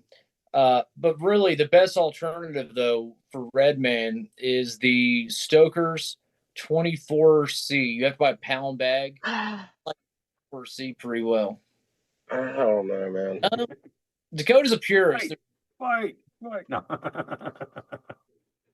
He's like, you're off the rails, man.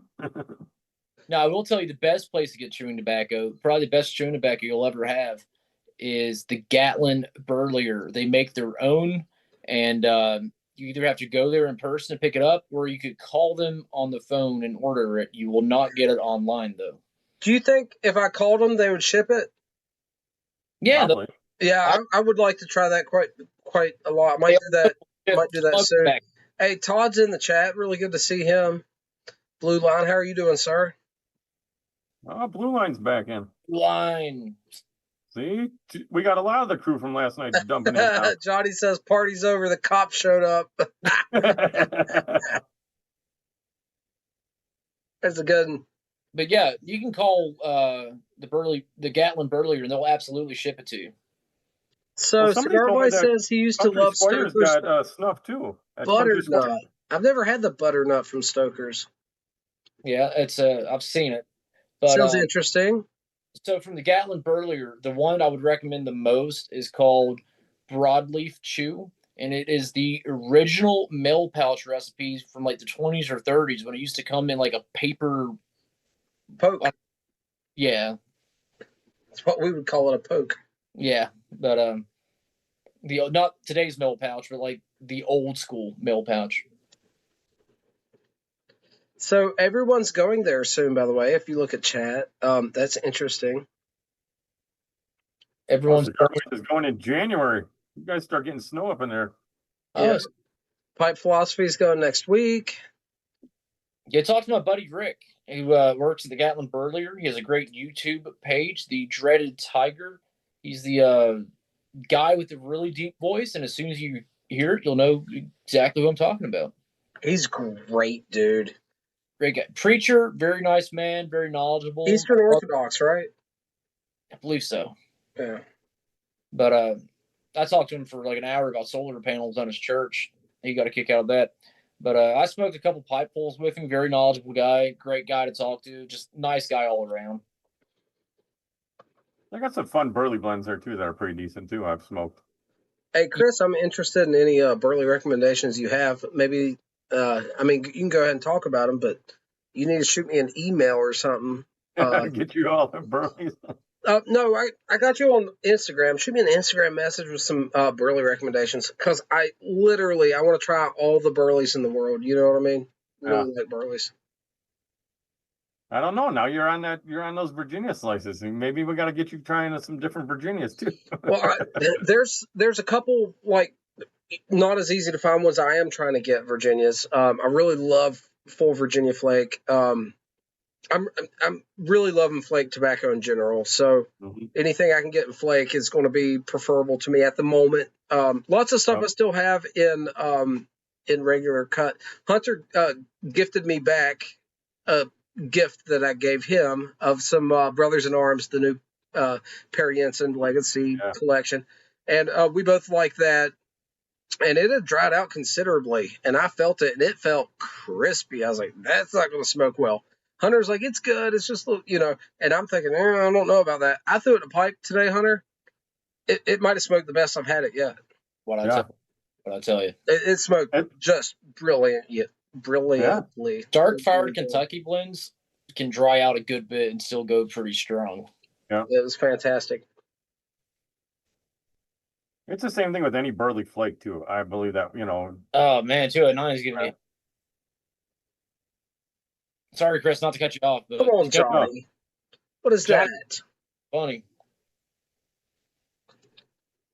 No local Burley blend. Okay, I'll give that one a look up. Had that one.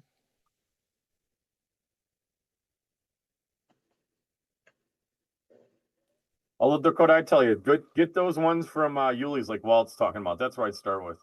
Okay. Because that's their house blend. It's different. It's something different that you're not going to find, with all the other stuff out there or a tin of something. But they're good. How old is Yuli's? I've heard of it. I'm just not super familiar with that one. Pretty old, I think, isn't it, Chris? It's they were like 1939, I think. Oh, when they started. Man, that's cool. That is so cool, man. Because my dad was born in 37. I think they were started like a year or two after he was born. Oh, man, how cool is that? Yeah, they're old. They've been around forever.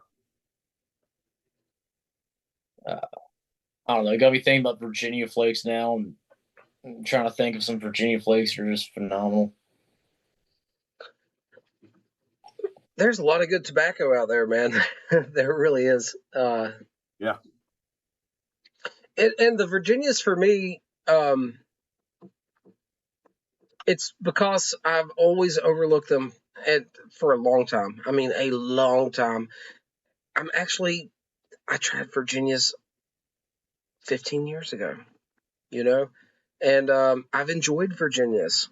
It's just, I never daily drove a Virginia. Like, hey, I have this 10, I'm going to smoke nothing but this and get to know it. Mm-hmm. And once I have, it's been quite fun. Blue Line, you have a good night. Who's heading out? Blue Line Piper. Todd's getting back to painting that closet, man. Thanks for stopping by, brother. Really good to see you, man. Philosophy on his high horse. He says, I smoke my Esoterica Dunbar and look down at everyone else, as you should. Absolutely.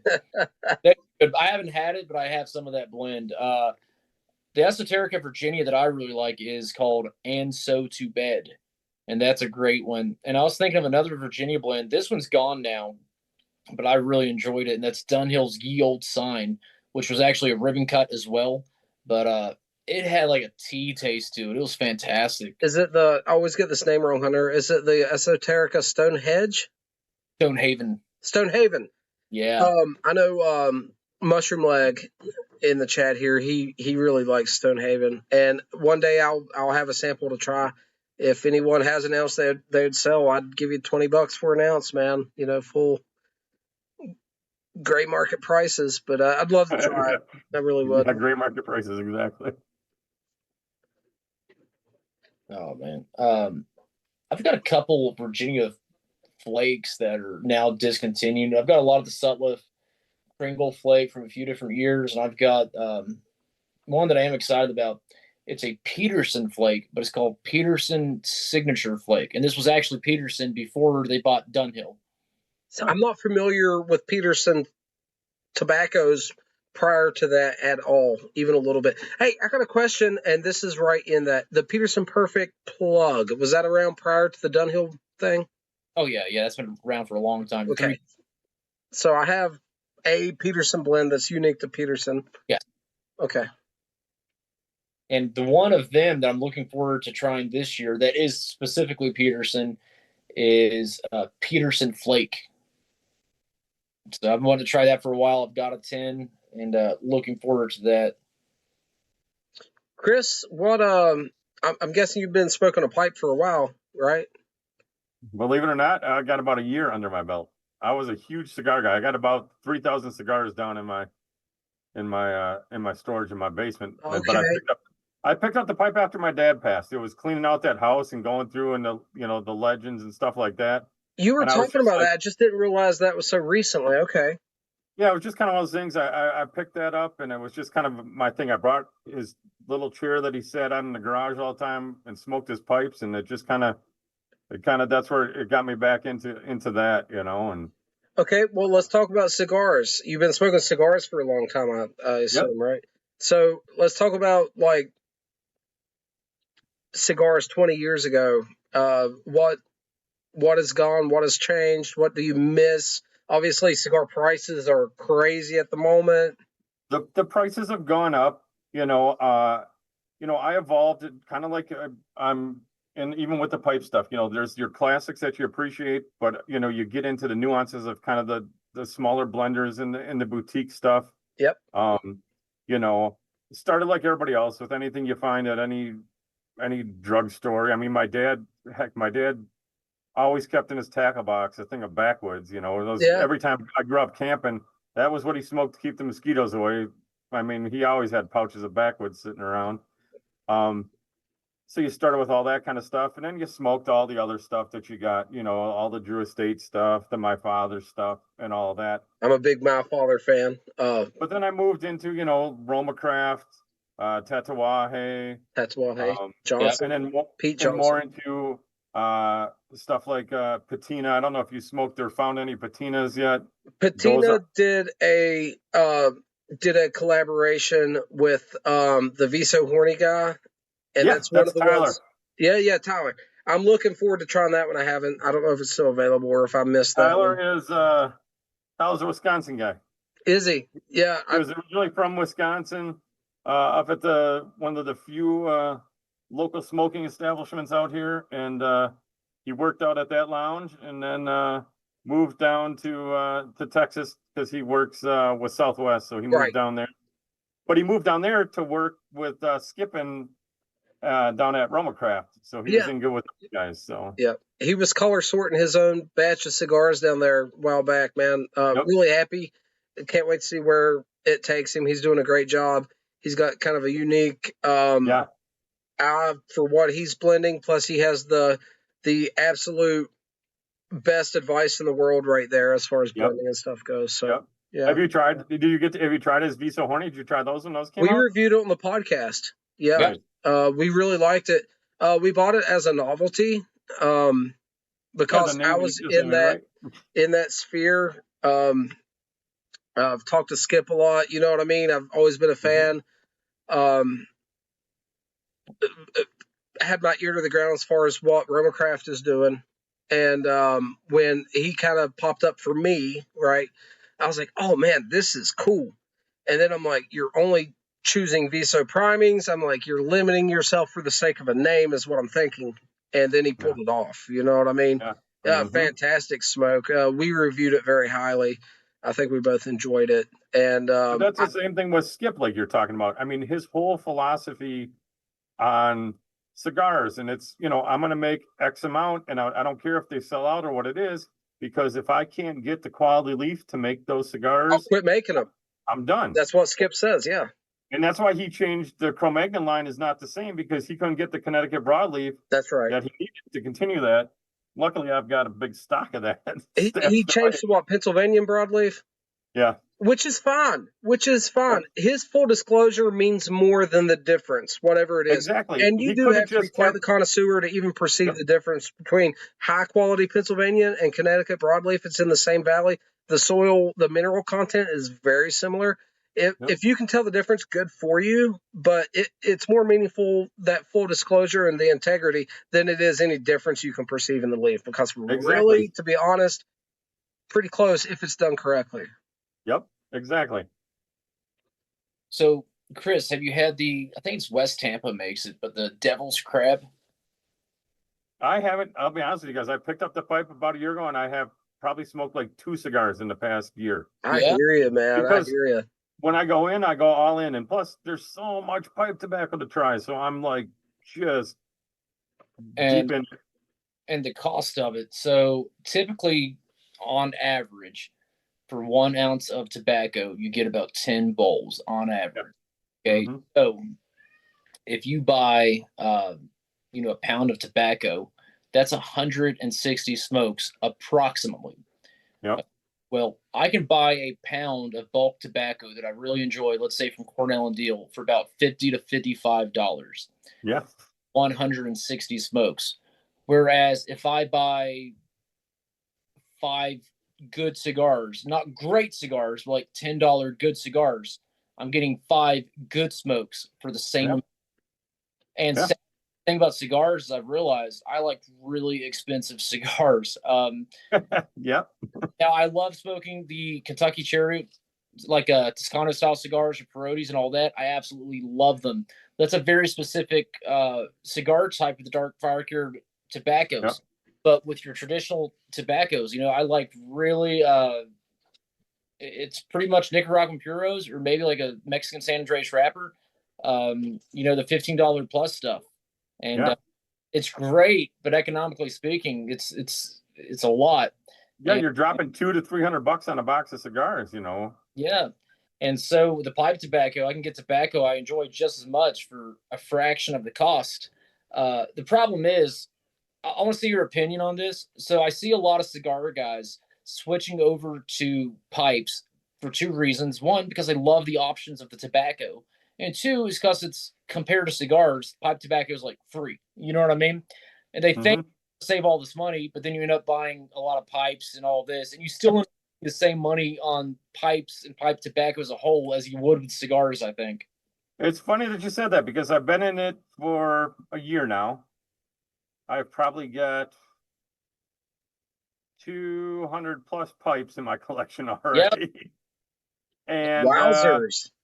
And I've probably got, oh God, if I were to take a guess, because I went heavy on the dark fire, heavy on those Virginia slices, between those two, I got to have at least, just between those 2 blends, I probably got at least 10 pounds of tobacco there. I got to have at least 50 pounds of tobacco already. Yeah, in a year. That's incredible because it took me a long that much. I've got a little over 60 pounds. Yeah. So that's phenomenal within a year. That's not counting your Daughters and Ryan collection, right? Okay, back down to 50 pounds. Never mind. Okay. Yeah, I kind of go all in. Guys, Tom was asking me about the cigars I sent him. Those are Allegory cigars. It's a company based out of West Virginia. These are rolled in a well-known factory in Nicaragua. But the ones I sent you, Tom, are the Primals. I think Tom's got 3 of them. So if he ever has a chance to sit down with the Georgetonian Gent and T-Bone, that would be a great way to smoke all 3. But those are some pretty stout, robust cigars from Allegory Cigars. It is the Primal. And then if you guys want something sweeter, I sent the 10 of the CAO Eileen's Dreams cigarillos that are pretty good too. So that'd be a good one to share and pass out as well. Johnny just nailed it when it comes to cigars. That's exactly it, Johnny. But that's also why I switched to, in my journey of cigars real quick, over to more of the boutique guys, because they pay more attention to that stuff, It's a difference between getting those mass produced ones where they're just cranking them out and they aren't consistent versus a high quality boutique cigar like we were talking about. For me, it's the flavor profile. You take a heritage brand, and there's some good heritage brands, legacy brands. I'm not throwing them all under the bus, but you take them as a whole in their portfolio versus the boutique blenders and the flavor profiles. So, Lane 1Q is appealing to the lowest common denominator pipe smoker, and that's fine. It has a place, right? Well, all of the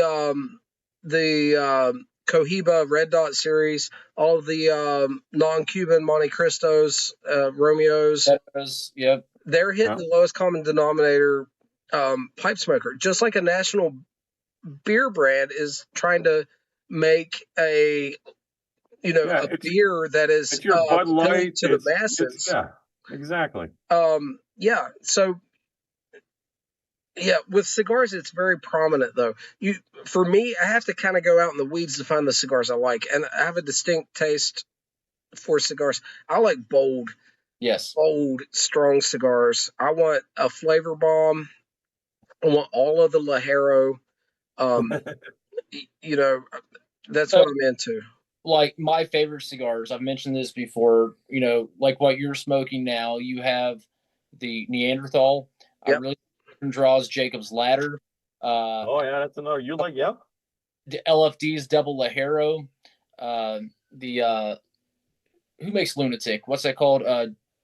That's I think that's in a JFR. JFR, yeah. JFR. Love the JFR Lunatic, the little stubby Perfectos. Yep, Lunatic. And so, I mean, that's kind of like my wheelhouse, which mostly is Nicaraguan, very stout, punchy, very strong cigars. Yeah. So, anything on a Nicaragua is in my wheelhouse. Yes, absolutely. Tom's got a great question. He says, out of the 200 pipes, how many do you enjoy in your rotation? Well, Tom, it's kind of like you try to get to them all, but you really don't. You get that favorite that you just keep grabbing. Yep. I usually kind of I try to do it in about a week rotation where I say by the end of the week, all right, it's time to move these, 6 pipes that I've been smoking all week out of the mix. I have a bunch of pipes as well. Here's my 2 most smoked pipes. This Peterson 80S and this Savinelli 311 KS. That's my 2. That's what I'm smoking tonight, man. Dude, it's just like an old friend. I know them so well. They perform. They're great. So the other thing you run into too, for me at least, is I go to the shows and you meet these makers and you become friends with them. So then you end up, you make friends with these people, and I'm buying a pipe from them because it's also a connection, right? So I don't see them all the time. I can smoke that pipe and enjoy it that way as well. I'm with you. I want to dive more into the artisan realm. Funds is money's a big thing of that though. They're expensive. That's why I tell you to check out these Donald and Breyers, man. That you can get them, and even if you don't, I mean, he tops out at like $125, $130. Dude, I bought one artisan pipe in my life, and I couldn't even bring myself to smoke it. I had to give it to Hunter just so the damn thing would be smoked. But you can get these, he'll sell you. You can find some that he'll sell you that are just, like a nice, and he does mostly spins on the classic shapes. What's the name again? Let me go ahead and Donald and Breyer. You just look him up. He'll be on. I think he's got an Instagram, but he's on Facebook. You can just message him. And I'm going to look him up on Instagram. Donald and Breyer. Is that correct? Yeah, Donald and Breyer. He's out of Montana. His name's Steve. Okay. And I actually just had a buddy. He had to make him a Levant. I think he said he got it for like less than $80 or something. Wow. I found him, Steve. Donald and Breyer. Thanks, man. Yeah. He's it's just it's great, man, and he'll work with you. You just say, hey, man. He's got some really good looking bulldogs here. Look at the bird's eye on that, guys. Heck yeah, look at that. Beautiful. Yeah. And I love a bulldog. He gets all of his, like I said, he gets all of his he started working with when he first got into it, he learned from Mark Tinsky. And that's where he gets all of his Breyer from. So he gets that stuff from them. So he's getting real good, high quality Breyer, and he loves doing it. And he's just in it for like the passion of making pipes. He's retired. He's an ex. He's a vet. He's ex. We got a lot of vets in the YTPC, man. Yeah. Even in our chat right now, we have several. Tom 209. Walt. We've got Cigar Vice is on station at this moment. So like a lot of vets. Thank you for your service. Tom asked how to spell that. Dottle is Dottle. Dottle and Breyer. Dottle, like the remnants of a bowl. Duddle and Briar. And guys, if you're a vet, I mean, call him up and let him know. He'll hook you up. He will. Or tell him I sent you. I've got 15 of his pipes. Wow, really? Yep. They're Nice. great, And does he do commissions? Yep. Sweet. Yep. So with me, with my pipe rotation, I don't have as many pipes as you have, Chris, but I have a good number. And I dedicate most of my pipes to certain genre types. This is an English pipe, this is a Virginia pipe, this is a Burley pipe. But I have a select few that I just smoke whatever in, and I don't worry about it. You know what I mean? Whatever I want to smoke, I'm smoking it in that. And those are the pipes I end up smoking the most. So, like, I've got a Savinelli 673 Roma Lucite. Basically, the Matches Friday Savinelli. If you know who Matches is, that was where that inspiration came from, and I just fell in love with the pipe. My most smoked pipe, though, and I've got one that Rossi makes, which is even more inexpensive than that. Yep. And I'll throw literally pretty much anything in those and smoke it, and that's what I smoke the most because I don't have to think about it. I've got. It just depends. I've got what I call my flight of pipes, and so you have a flight of beers. When I'm doing I have a flight of pipes for each genre that I'll smoke that blend in, and each pipe is very different size, different shape, so I can get the most out of the blend when I'm reviewing it. And those are usually my better pipes, to be honest. More expensive pipes, I don't get around to smoking them so often. They're great for what they do, and I get great experience out of it. But it's usually like a 673 that I'm smoking, just back to back to back. It just gets used and abused. And the more you smoke a pipe, the more you love it. It's a battered old thing, but man, I love it though. Well, I think I have the one. You are not. I smoked it last night. You were sleeping. Your brother got up, but you must have been sleeping. Gotcha. I'm trying to dig it out. I have another pipe from him, and obviously, with you kind of liking the 673 and the shapes you like, this was the first pipe I got from him that got me hooked, and it's this one. Look at that. That's totally in my wheelhouse. Dude. And it's is that contrast? Awesome. It's just awesome. Yep, got a contrast on it, and he smoothed out all the facets. They're not super crisp. They're just smooth, and it just feels so great in the hand. I'd buy that one off of you right now. That's cool. And it is. You'll never. I smoked the shit out of this pipe. I love it. It's so well. It's good to hear that it smokes well because aesthetically it's gorgeous. And that's what I always tell him. Like all of his pipes, and just from being gorgeous. I mean, they smoke like beasts. Here, we'll go back to your Bing thing. Here's my Bing with the blue. Yeah. Oh man, dude, looker. That's a looker. Yep. Yeah. So I've never tried. They're talking about dedicating pipes. I've never dedicated. I have 2 pipes dedicated to Haunted Bookshop, and one I just stopped smoking because it was a 9mm pipe and I don't like it. So I bought another 673 to dedicate to Haunted Bookshop. Other than that pipe, though, none of my pipes are actually dedicated to a specific blend, only a blend genre. But really, that's just for my reviews to get as pure of a taste as I can. The pipes I smoke the most are the ones that are not dedicated. I just throw whatever, go for it. Walt says he dedicates pipes, but he can't remember what he dedicates them to. That sounds They all turn up being Burley pipes, he says. I gotta grab another. Let me grab something real quick. True that, Walt.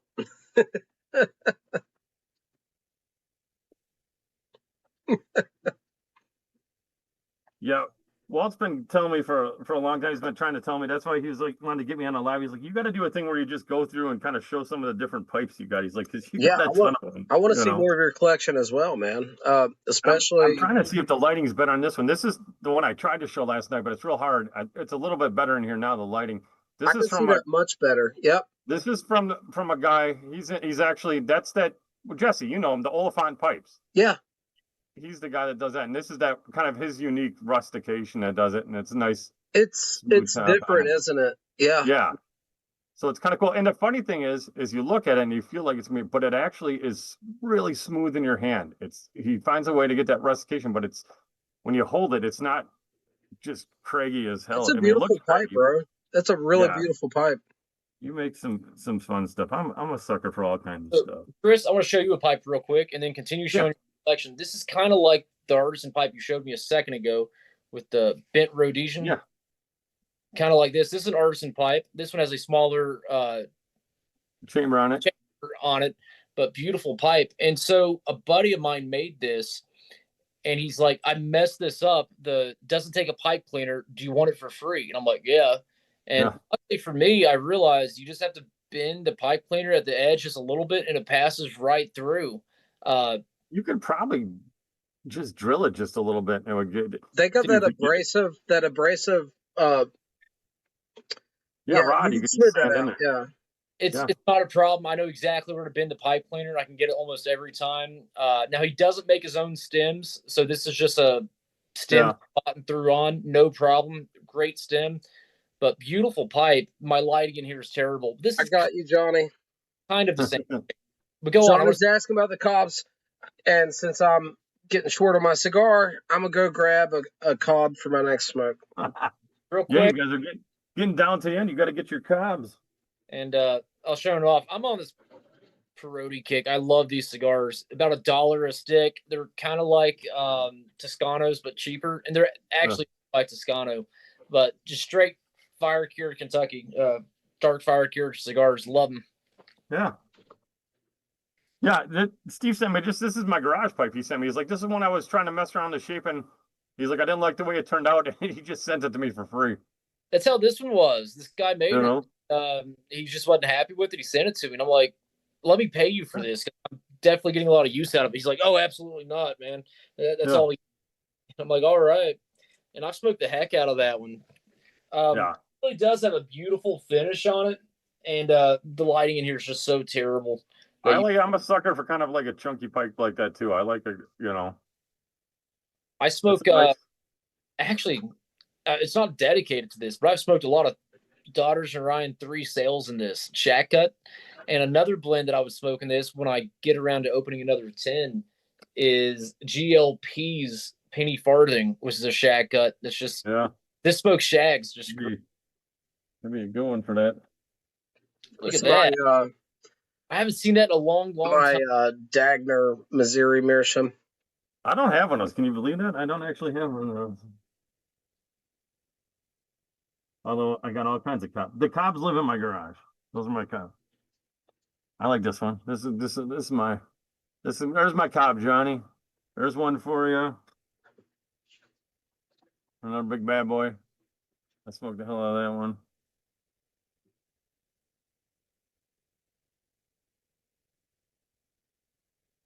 But I'm not gonna smoke a cob right now. Let's see. This I think is my most smoked cob. This is it. This is just a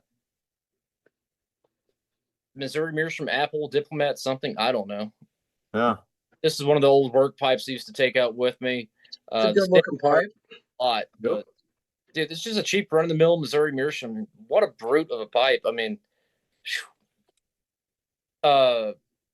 nice, Dakota. I just realized that you're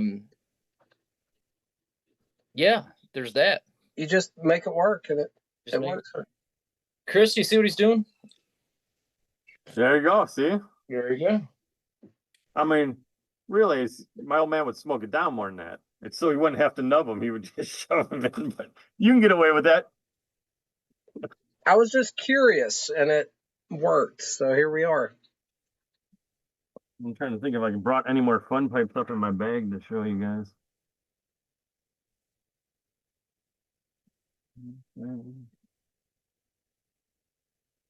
I usually just have like an old range bag that I use. I take all of my pipe club and stuff. Dude, I got a new range bag that is fancy, and it's got like shotgun shell holders on the inside of a pocket that holds pipes. You can put the stems down through it. It's, nice. I like it's that. made out of buffalo leather. It is gorgeous. I paid way too much for it, but I had to have it. That sounds cool. Yeah, it's cool as hell. Oh, that's a Smoking Barrel Briars. Look there, man. Dude. Rings on that. He just did a great interview. I just messaged him the other day, man. Beautiful stem. He doesn't do a lot, though, does he? No. Smokes like a dream, too, of course. That's gorgeous, dude. So, they're mentioning... I want to show off my cob collection real quick. Hold on. There you go. Get your cobs going, boys.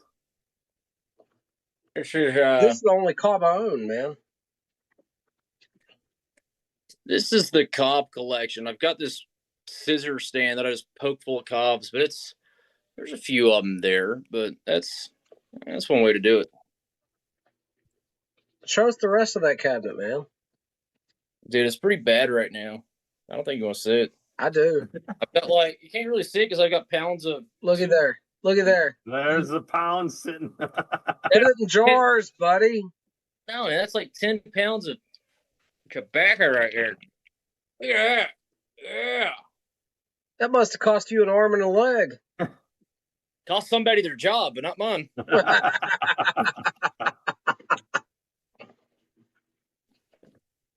There we go. One moment, folks. Sorry about that. Johnny says someone booed Dakota out of chat for only having one cob. Hey, man, I'm hosting this shit. No excuses.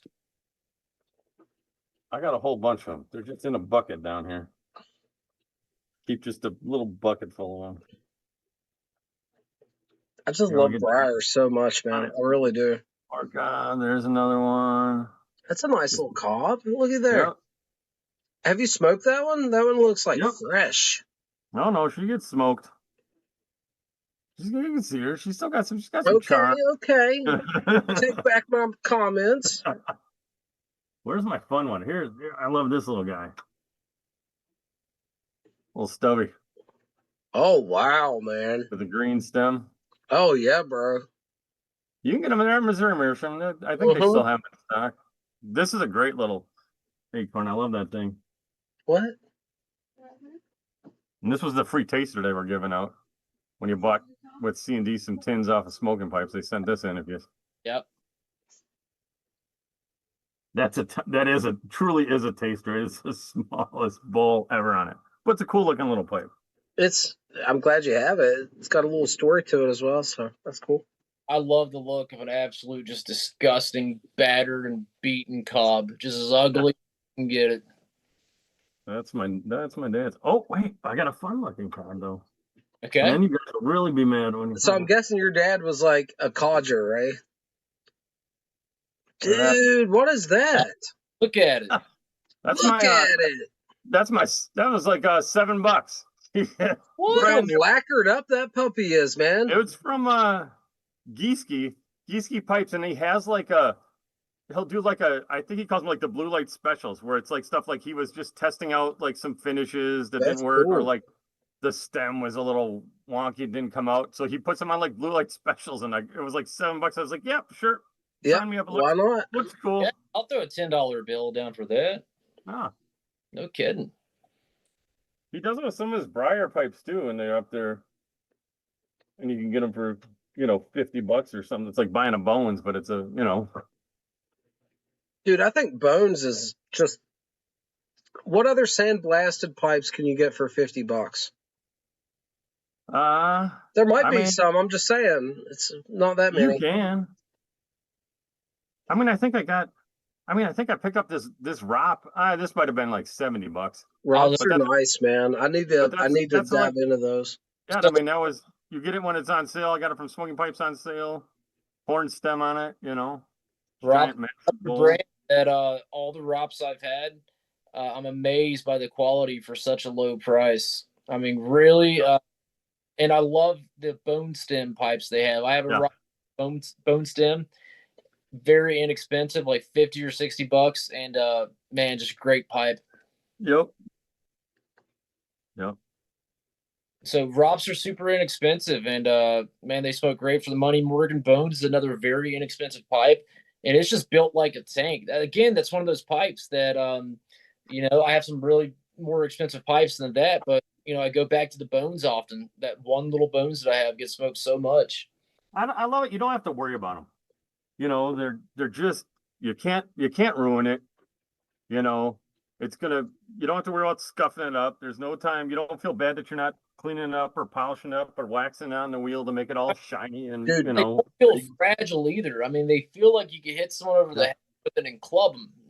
Mine has beautiful, like, red-brown color, dude. And it's just because I've handled it with filthy work hands. Yeah. It's colored up just. Dude, they color up awesome gorgeous. with that. Really A has. little bit of motor oil or something on it, you know, all kinds of. I mean, they color up like mad. One I have. This is a pretty gnarly one. It's not as dark as the one Dakota has, but it's still beautiful. Small pipe, great Yep. smoke. I smoke mine Monday through Friday daily. I mean, it stays in the car with me. It's my work pipe, ride or die. I mentioned the artisan pipe that he gave to me, and it's, as far as artisan pipes goes, pretty affordable. And that's this Jake Hackert. Hackert makes some great stuff. Yeah, I was a big fan of the Dagner guys back in the day, 15 years ago. I mean, I still follow them, but I mean, early YTPC, Jake Hackert was the desirable pipe, man. I'd have to bring up, my Dagners. I got some of them down. English pipe, man. Well, this is a Dagner Missouri Meerschaum. Yep. And they made the Jake Hackert, popular. Well, it's the only artisan pipe I got up here. Got this big boy with the plateau. Beautiful. Tom says he has 3 bones that smoke great and color up nice, and so is the tamper I made with the cherry wood. Yeah, cherry naturally oxidates and just it colors up beautifully over time. I love cherry wood. It's a fun one to whittle on. Now the tamper I gave Hunter that he's had for years and years and years, same style. I think it was made out of hickory or something. It hasn't colored up quite as well. Yeah, it's the same as it did day one, and that's after extensive use. Yeah, like the ones I made for Tom and everybody for the giveaway. Those are all cherry, and they'll oxidize, turn more red over time. They're gorgeous. Now I do have a couple bigger pipes that I like real well. Let me grab those since we're showing pipes off. I was gonna say, well, now I gotta find some tobacco smoke.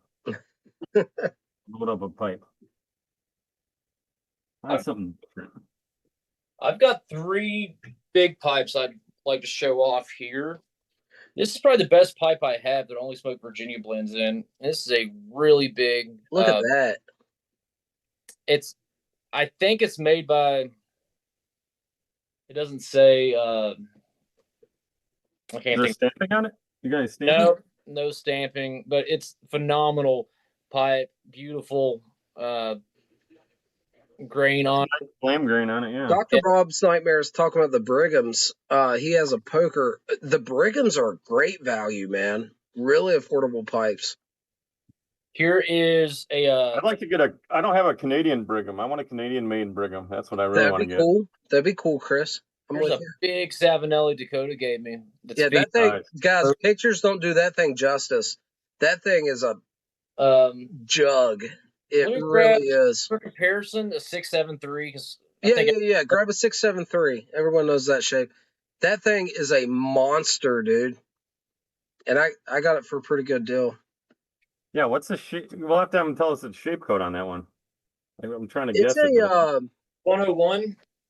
Yeah. Is it? Oh, it's a 101, but it's got the saddle on it, huh? The 111. It's not the original. It's not the original. Still. I was going to say. This is the exquisite size EX, so it's a step up from the KF. Yeah. So here's a 673, and here is the. Hold them bowl to bowl. Oh, that works. Like. Yep. Yeah, look at that. Guys, it's really a big pipe. The picture's not doing it justice. It's a big pipe. I bought that, got a really good deal on it, and the grain on that thing is actually exquisite. It is gorgeous, but I never. There's another big Savinelli I have. This one I bought because it was such a cheap price, and I didn't realize the size of it. I thought I was just getting a Savinelli billiard, and I ended up with this massive Savinelli here. That's a big one. That's big. This one's taller than the one that you gave me, but the bowl isn't as wide, so they're both just pretty much stupid massive. That looks like what, a 616 EX or something? 606 EX. 606, yeah, I knew it had to be right in there. Yep. I knew it was an EX though. And this is the Tundra series, which I love the look of the Tundras. And that's one of the reasons I wanted to get it. I just didn't realize how massive this thing was. I wasn't familiar with the EX size when I bought it. I wasn't paying any attention to that. So I was like, hey, it's a Savinelli billiard. And I don't know if Burley Burt knows that he made a joke. Just shove your thumb in it. Kentucky Ballistics a couple years ago when he It pretty much takes up the whole thumb. And I have very large hands, so Kentucky Ballistics shot a Saboed 50 cal round through a 50 cal BMG rifle with a muzzle device, a brake on it, which you're not supposed to shoot Sabos through, and it blew up on him, and he had a neck wound from it, and he put his thumb in it, saved his life. His dad took him to the hospital, and his wife designed a T-shirt that said, "Just stick your thumb in it." And I bought that to support his recovery efforts. But yeah, that's funny. I know Johnny's a big 320 fan. I've got a 320 EX, and that thing's a big beast too. Oh, that's a cool shape to have in a big bowl. How's it smoke?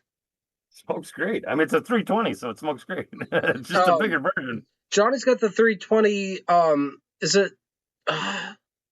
Look, the 320 I have. He's got the 320 with the saddle bit, the upper line of. I don't remember what it's called.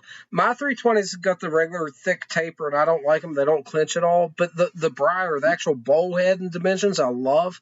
Yeah, 320 is not a clencher. I mean, I don't like them for clenching, but they feel so great in your Johnny's hand. got the fancy ones. What are those called? The Punto Oros. What was it, Chris? Well, their high-end lines are the Punto Oros and stuff like that. No, it's something different for the 320s. Eleganza. Oh yeah. Yep. Yeah, where it has the like it's a faux spigot mount on it. It is. Yep. It looks like a spigot mount, but it's not a true spigot. Yeah. I'm going to get me one of those eventually though, because I love the briar of the 320, and I'm just not satisfied with the stem dimensions. But yeah, I'll get me one of those. Well, you like clenching? Get this little guy. You never find one. What is that? Moonshine short fuse. I got it, dude. I want one. How much? What's that go for? About $200. Oh, really? Man, that much? Okay. Yeah, they're expensive. They're hard to come by. You want to sell yours? Cost. I just got it. It just came this week. I've been waiting forever to find one. They just had a drop, nifty, and I was like, dude, I like stubby short ones, man. That's there. You know, cool. It's like, yeah, I like that. I like that, man. I recognized the pipe. I didn't realize they were going for that much, though. Full pipe. The full. Chat's going wild. Oh boy, let's see. What do we got going? Walt in there. I mean, what do you think was going to happen? I was hoping Walt would jump in here. Walt, I did too. Boomer, download Zoom and jump in here, man. It's really easy. Do it for the old man. You don't have to sign up. All you got to do is download Zoom. Yeah, you don't have to do nothing. Just download the app, follow the link. It's pinned in the comments. Jump in here. Do it for the community. So listen, anybody can jump in, man. I don't know the same thing as Johnny. It's early out there, Johnny. Come on. Crawl out of that recliner. Did you eat another pizza tonight? I couldn't imagine a 320 EX because my 320 KS is plenty big enough for me, and probably the widest bowl I even have on a pipe. So I like the width of it. The internal dimensions. 10 of full Virginia flake in that. Like the bowl is bigger. You know, but it doesn't seem. Some of the EXs seem to have almost like they have a bigger bowl. It's not like drastic. I guess I should look at them, but it's just bigger in your hand. You know. Oh yeah, massive. But I used to the one that I bought, the Tundra. I've smoked a few times. The one that Dakota gave me, the 111, I've smoked a good bit. That used to be my Saturday morning pipe actually. Before the baby got here, I had a little bit more free time. I would load up some Burley in that in the morning, Saturday morning, you know what I mean? A couple cups of coffee and just spend the whole morning with that pipe. And it worked out great. And I don't think he thought I was going to smoke it much, but for a couple months, every week, I was smoking it every Saturday morning. Definitely 111. Even the 101. The 101 is just more a stouter, chunkier version of the 111, but both of those smoke great. Oh, yeah, it's a great. Hey, Johnny's spitting fire here. He's going to have to put up or shut up. Listen, I'm charging him up. Dr. Bob's Nightmare said he had to uninstall Zoom after his last AA meeting. Quitters. Come on, Mr. 7 Alley Mafia. Come on. Grab your cob because that's all you can smoke and get on here. Come on, California. We can handle it. We're good. You can do it. Come on, I need somebody else. I'm with these young kids here. Come on, buddy. Oh my goodness. Hillbilly Piper said he has a 320EX. He put a Church Warden stem on. Oh my. Oh man. What you got to put that in the footstool and give it its own like rest and then smoke it from way back here. How's it not snapping the stem off that thing? Tom, you have a great night. Thank you so much for Tom, I appreciate you, brother. Tom. Really good to see you, man. Take care, brother. I'm smoking this Neanderthal down to nothing, man. Holy cow. You get to the bottom of that, then she's really going to come alive. All that power's just gathering in the bottom. Dude, you know, you've had Neanderthals, right, Chris? Yeah. They're a stout stick. They really are. And I smoked 3 bowls of Brown Irish X before this. That's, I mean... You're going to be up for a while, man. You're rolling high on the Nick right now. A little bit, about a half a cup. Yeah. I had 2 bowls, well, mostly 2 bowls with the Brown Irish, but I had a little nightcap on that one to top it off with, a little nightcap plus the Brown Irish. That was pretty fun. Nightcap, it's a low nicotine blend, right? Smoothed it out with the aged Burley Flake, so that kind of brought my levels down to a nice calm levels. Well, I went, since we talked about them earlier, I grabbed out of my bag what I had left in my pouch that I didn't throw in my jar of one of Dan's blends, his Heather Braze from Reaver. Which one you got? Heather Braze. Gotcha. We got the Scottish blend they did and the blackmail, the over 50% Invictus Maneo, or did you have Invictus Maneo and the blackmail. We reviewed both of those. So good. Very good. Every time he comes out with something, I get it. And Dan's a really nice guy as well. He's very informed. He was a Navy man, another vet. Hey, listen, nobody is safe from 209 tonight. He says Tom thinks he's going to bed, but he's giving him a call in 20 minutes to ask if he's asleep yet. He's going to bed.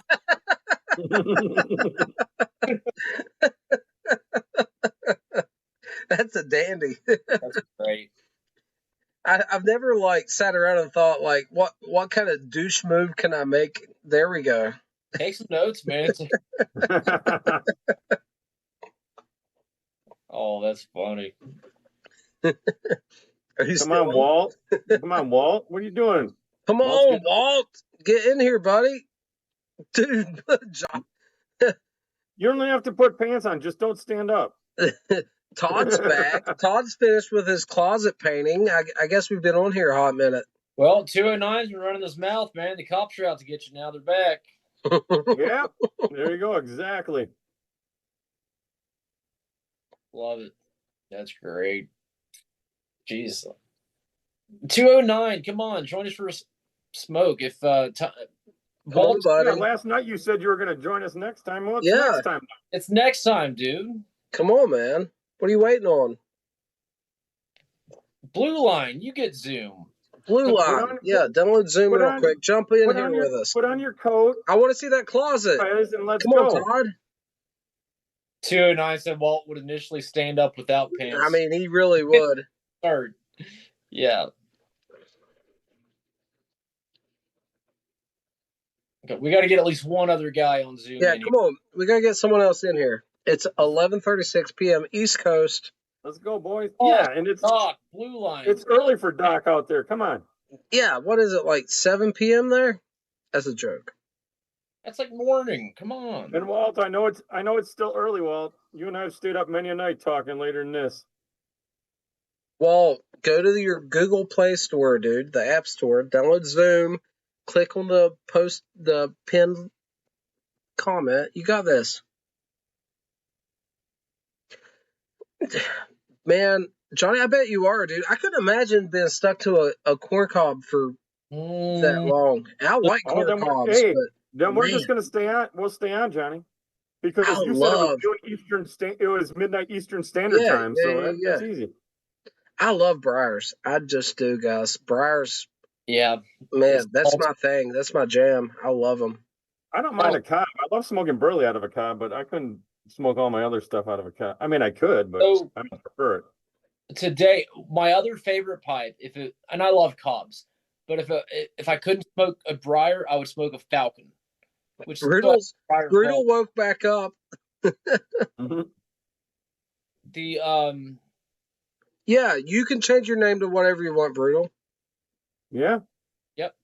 We got our screen names on here. A buddy of mine sold, shipping included in this price, a Falcon with a bowl, $27 today. I missed it by 30 minutes, and I'm so upset. Oh man, Love my Falcon pipes. Love my Falcon pipes. I got one. I haven't smoked it. You even got a Meerschaum bowl for it. I got one of those too. Walt's been after me. He's like, you got to smoke it. You got to smoke your Meerschaum and the Falcon. It's great. It is. I love my Meerschaum bowl on the Falcon. I've got this. I'll show you real quick. But I got a radiator pipe, one of those Weeby radiators, which is kind of similar to a Falcon. Man, have you seen those job pipes, those titanium jobs with all the different configurations? Those are nifty. I want to get one of those, but I'm gonna wait. I'm waiting for all this tariff stuff and the import. Yeah, my buddy Corey, Cancer Cow, he's a big fan of those, and yeah, dude, those are nifty. So here's the Meerschaum bowl. It comes with this nice case. And when you open it up, and let me be careful not to like drop these out of it, it has a Meerschaum bowl and all matching tamper. Let me just pull this out. Don't drop it. Yeah, Look bowl. At that. And Walt has the same bowl, but his is a little bit taller. And then here is the matching tamper. Nice little, all right, nice little case. Try not to drop it, but pretty cool. Got that off of a veterinarian buddy of mine in Michigan.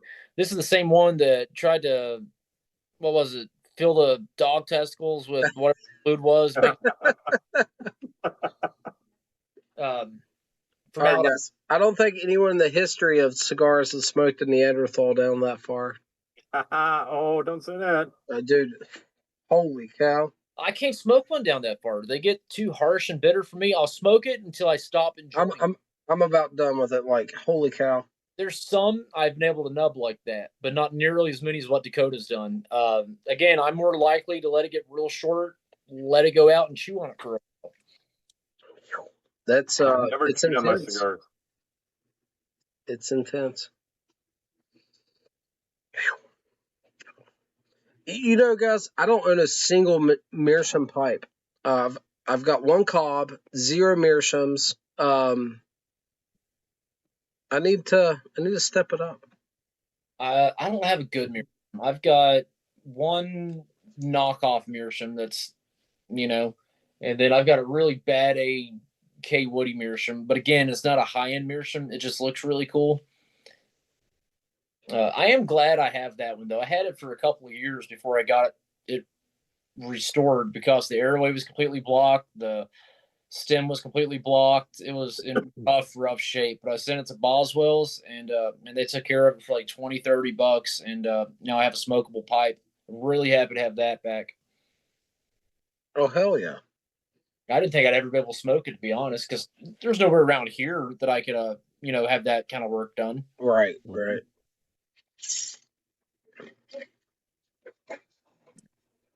But so are we going to stay up till midnight? 19 minutes till? I'm good. If you're good, I can get 19 minutes, I think. We've got the house. Somebody's still watching. Still 18 people in here. My goodness. We got 18 people. You can't pull it. Come on, boys. Let's dig deep.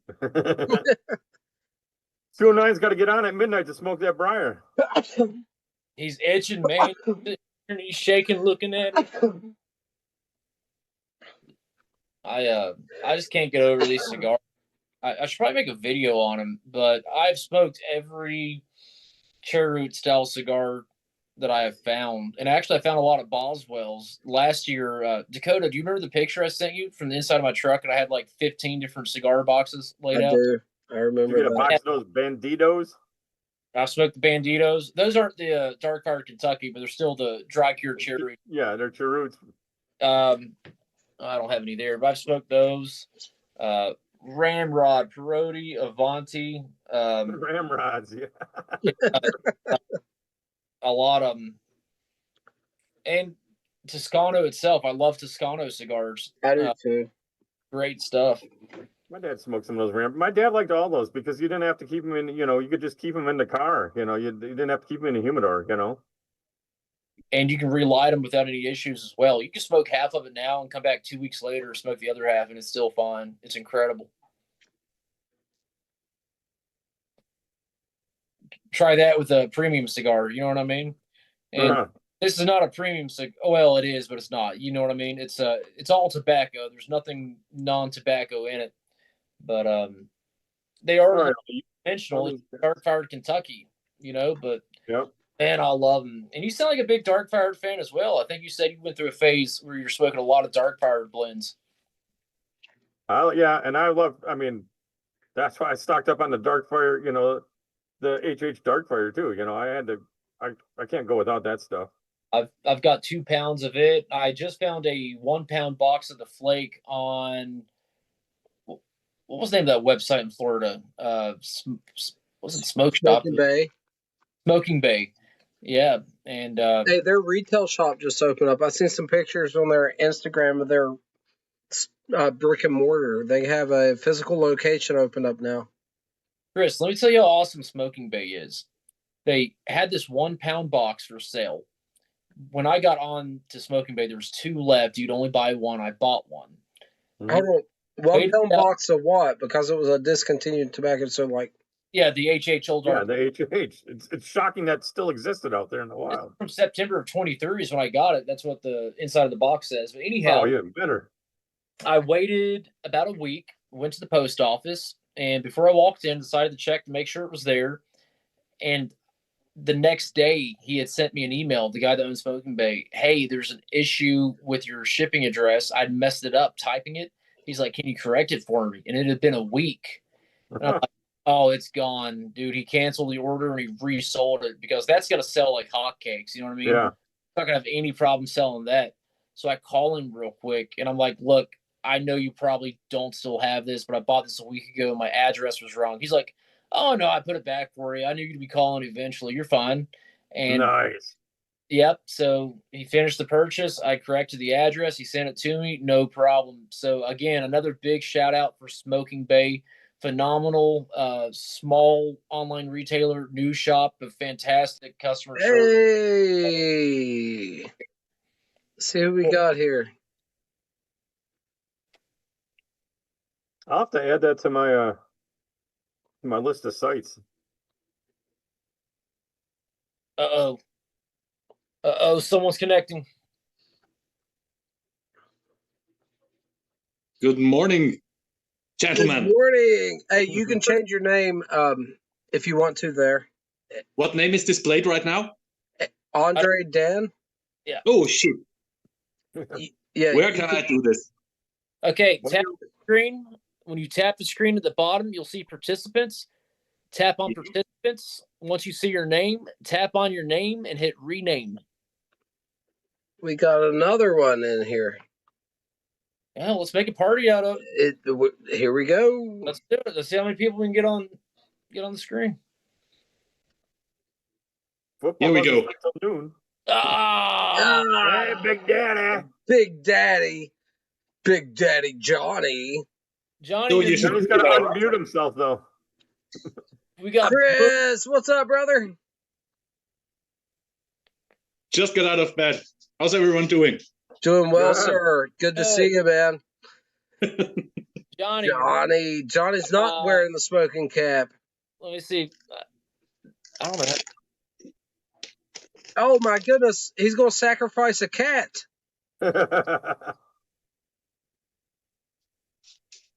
Johnny, you got to unmute yourself. There we go. So you're good. Trash now. Which pagan god are you sacrificing the cat to, Johnny? The cob goddess. Hey, I'm trying to unmute myself here. Hey, you got it, buddy. You got it, man. Good to have you in here. And now you guys know Fucking why they blows, call me Brutal. That's right. Get up We're before gonna- another we're gonna- goddamn pop. We're going to show up at your doorstep and look in your windows, Chris. I love it. He wakes up at 4 a.m. every Saturday to watch the after party. I'm like, No, yeah, it's Sunday. It's definitely Sunday. Sunday. Yeah, whatever day it is. Yeah, Sunday. Exactly, I do this just for you. You're living in the future, man. I don't know what it's like, but it's cool for you to be a real time traveler. Where are you at, Chris? In Austria. Oh man, my friend Christian lives over there. Yeah, where exactly? Tyrol? Oh, pardon? I think it's Tyrol. I think that's how you say it. Tirol? Oh. Ah, yes. Yeah. Beautiful country? place. He sends me Very pictures nice place to be. of his house in the mountains, and I was like, man, that's beautiful there. Yeah, the famous pipes come from there. You know, the long ones. Look at that Peterson. I think it's Peterson. Johnny, say something so you go big on my I'm waiting screen. 10 more damn minutes to smoke it. Keep talking, Johnny. There you go. Show that pipe again, buddy. You ain't got to be an a-hole, man. That's gorgeous, dude. That is beautiful. Is that your great? Of course it is. I don't know. What the hell you think? I'm buying cheap shit? I thought you were going to get your gray bow for your first one. I got a bowl on it because I patched that burnout in it. Yeah. What do you got there, Johnny? Let us know what that is. That's the Dongle Rocky ADS Peterson, rusticated. You want to sell that? Yeah, go ahead. $450. Cash at me now. I'll send it out next year. I got 150 on it tonight. Good for you. Yeah, that's a gorgeous pipe, man. Thank you, sir. I'm waiting to smoke the damn thing. I bought it. What are you putting in it? Stupid and did the Cobb challenge, and it's been sitting in here for the month. What are you putting in it? I don't know yet, dude. All right, man. I still I got recommend tobacco. Listen, he's angry. good call. Good call, Chris. That'll work. Rub some Vagisil on it, man. It'll get better. He's angry now. Wait till he sees me drinking water again. Okay, smart asses. He's off to get his minoxidil 9. That's what I'll smoke in it. Oh, buddy, send me some. 1991. Christmas Send cheer. me some. What? Bro, John, I'll pay even you. if you had my last name and was a blood relative, the answer would be no. What? Johnny, what year is that Christmas cheer? 2015. Nice. Brutal. Just threw a 2016 tin of it. My girlfriend just got up. She's making me coffee right now. You should have seen the look in her eyes. Ah. When she saw me here already in the morning with a pipe and you guys. Wait, Brutal, Oh, coffee sounds good. stay with. But she knows me by now. There you go. Hey, Brutal, what blend are you smoking? What'd you... Oh, Oh, the top. Yeah. Limited edition, something smooth and sweet. It's the most vanilla heavy blend I ever had. It says vanilla and tropical wood. what do you have to do to purchase pipe tobacco in Austria? Are you going to a local shop? Or are you just ordering it online? No, it's not possible to order online. That's prohibited by law. And tobacco is just sold at specified tobacco stores, Okay. You have one not at locally? supermarkets or whatever. How far do you have to go to get it? 5 minutes. I Nice. have a Ah, very competent and large tobacconist in my hometown Awesome. They have snus. with a walkable humidor and now even a smoking lodge, Oh, nice. which is great since smoking has been banned in all public spaces, including pubs, bars, restaurants. So there's basically almost no place to go where you can smoke with other guys. I need to come to Austria to smoke in public just so I can tell them to like tax these nuts. It won't work out well for you. I don't give a shit, man. It's getting so crazy. I don't care. We're snobbish Americans. Don't we have some kind of immunity like everywhere? It's the opposite when you. The Smokers Union wouldn't be too bad. But sorry, it's very early for me. The smoking ban had a huge negative impact on all pubs and bars. Almost all closed down. There's just a handful left in my town. And we had a restaurant, a bar, a pub, a coffee on every corner. All gone by now. I got a question for you, Chris. I know most countries throughout the world does not have, like, here in the States, we have the First Amendment and freedom of speech. How crazy is it getting for hate speech laws there in Austria? Is it a thing? If you say the wrong thing, could there be repercussions? It's a real Most thing. definitely. Most definitely. You have to be very, very careful what you say. This only applies to right-wingers and patriots, of course. If you're a lefty, you can yes, post threats and whatever you want. Die is fine, but if you're like, leave me alone and let me do my thing, it's a problem. I get it. Yes, absolutely. And if you're really into the far right, they can lock you up for 10 years. And they recently started doing this. Damn, dude, what is it, 1936 over there again? Oh, Johnny, you got some room to speak over there in California. Yeah, but we ain't getting arrested for the shit. They tried to do that, we laughed. Yeah, leave your house with that snuff bullet I sent you, and then talk to me. Oh, yeah. Dude, freaking, trust me, that would be the least of my problems. He does leave the house with it. He puts it in his prison wallet and he walks around with it. I ain't scared. It's very aerodynamically shaped just for these circumstances. Hey, you guys ready? I'm going to pop it for the first time. Everybody be quiet. Put it up to the mic. Yep. Oh, brother. Hey, no smoky till midnight. Oh, man, that's perfect. Look at that. Look at it. Hey, if I'm still alive in 2050, I'll send you some. Hey, thanks, buddy. I appreciate it. Oh, my God, dude. Hey, where'd you get that, Johnny, by the way? What?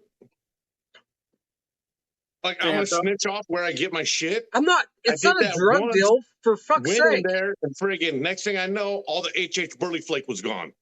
Well, I did ruin 507C for a lot of people.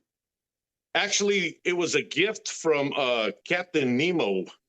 That's the kind of gift I'm talking about, bro. Oh, hell yeah. Dude, this wasn't even the best gift he sent. What? Seriously. Okay, well, Burley Burt wants to know, does it smell like ketchup? Yep. Nice. That's exactly what it's like.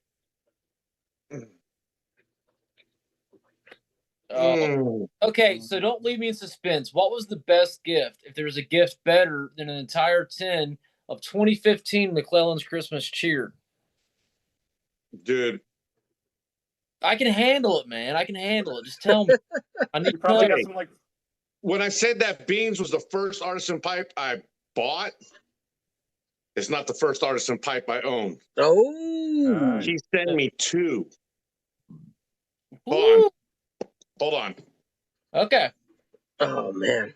Hey, by the way, the Beans pipe he purchased is really awesome. Cool. I'm stoked for him. I hope he thoroughly enjoys it. He got it's a nice chalk. That's why I like that. Oh my God. Dang. Look at that piece of briar. I'm feeling things I've never felt before. Great grain is good.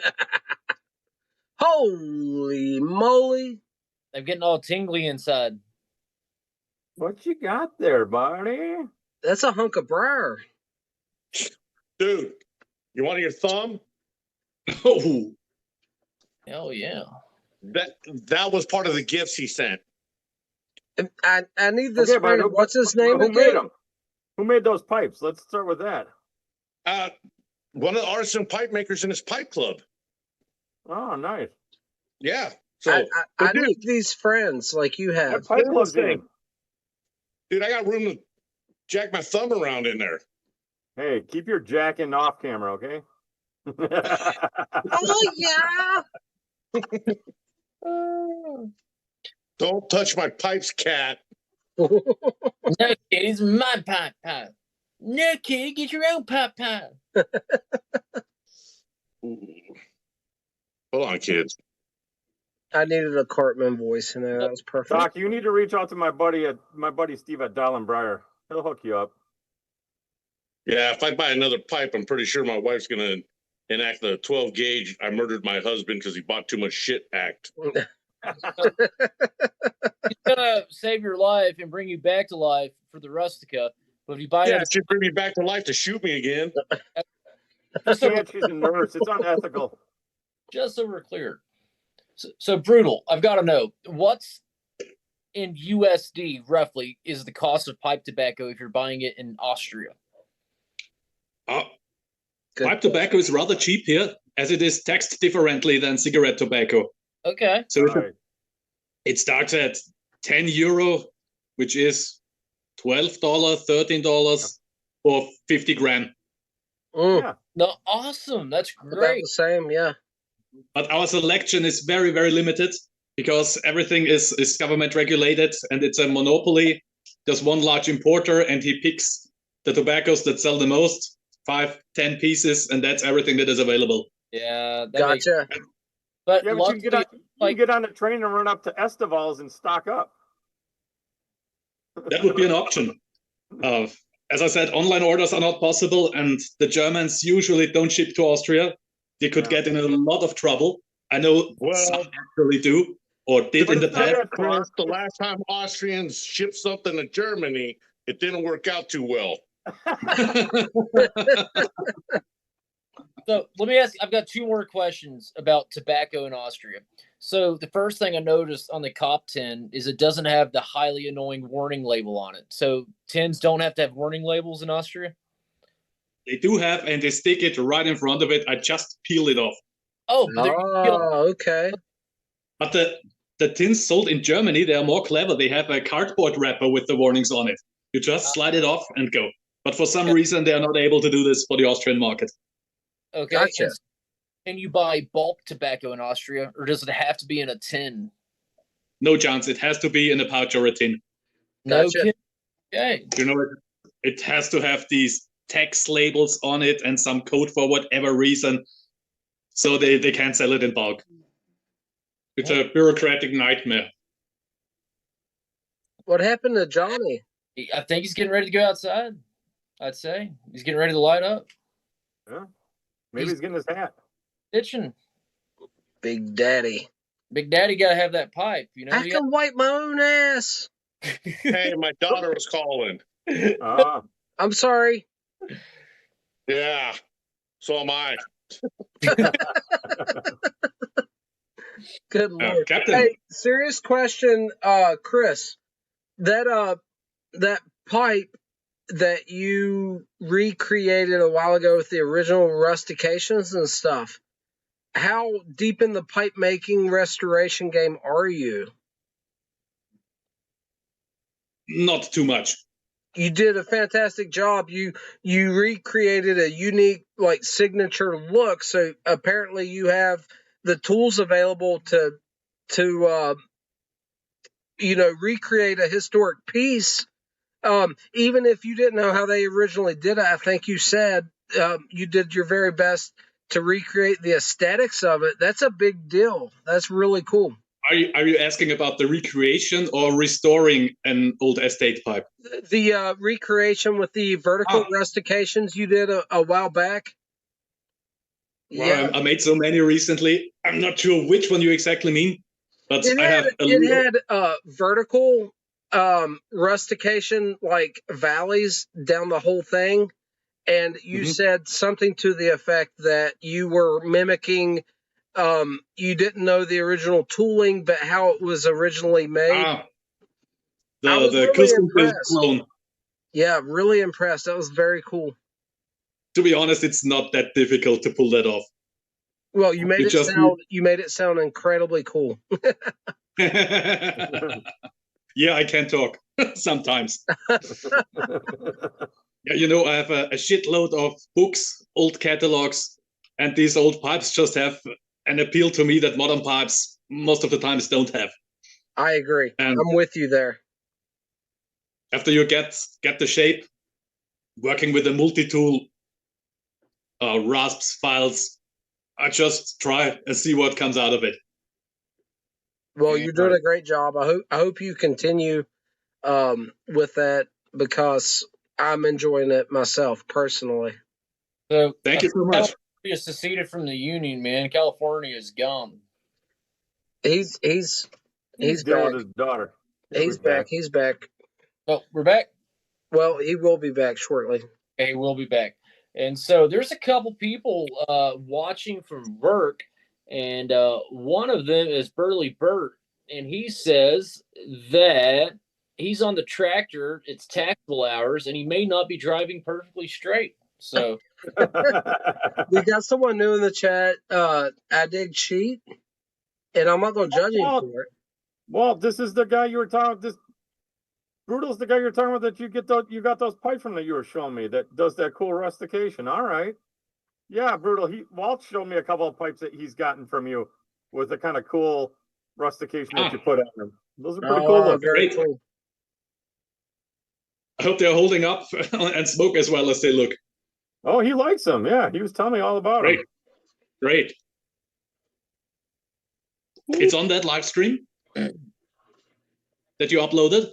I think he had it. I think he's, yeah. I talked to him all the time and we're on a bunch of different calls, but I think he showed him. I think he did last night. He showed me one. Oh, we'll check that out. If Yeah, Johnny, first time hitting a briar in weeks. Look at him. Everybody, this is history. Midnight Eastern, close enough.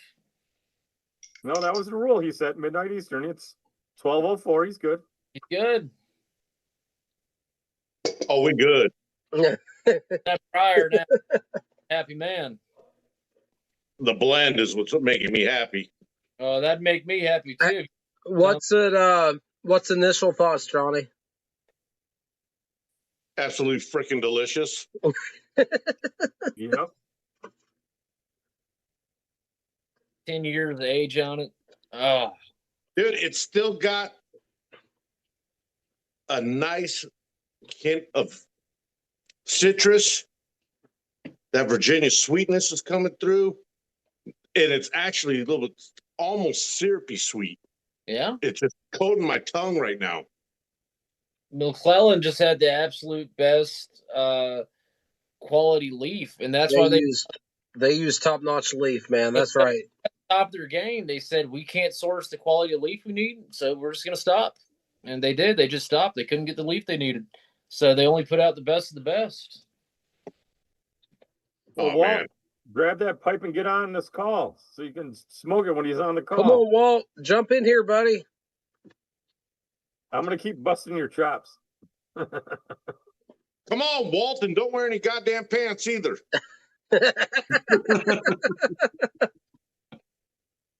Put on your jorts. Oh, no. Not those. You know what? Captain Burley Slices, you asked me about the traditional Austrian pipes a while ago.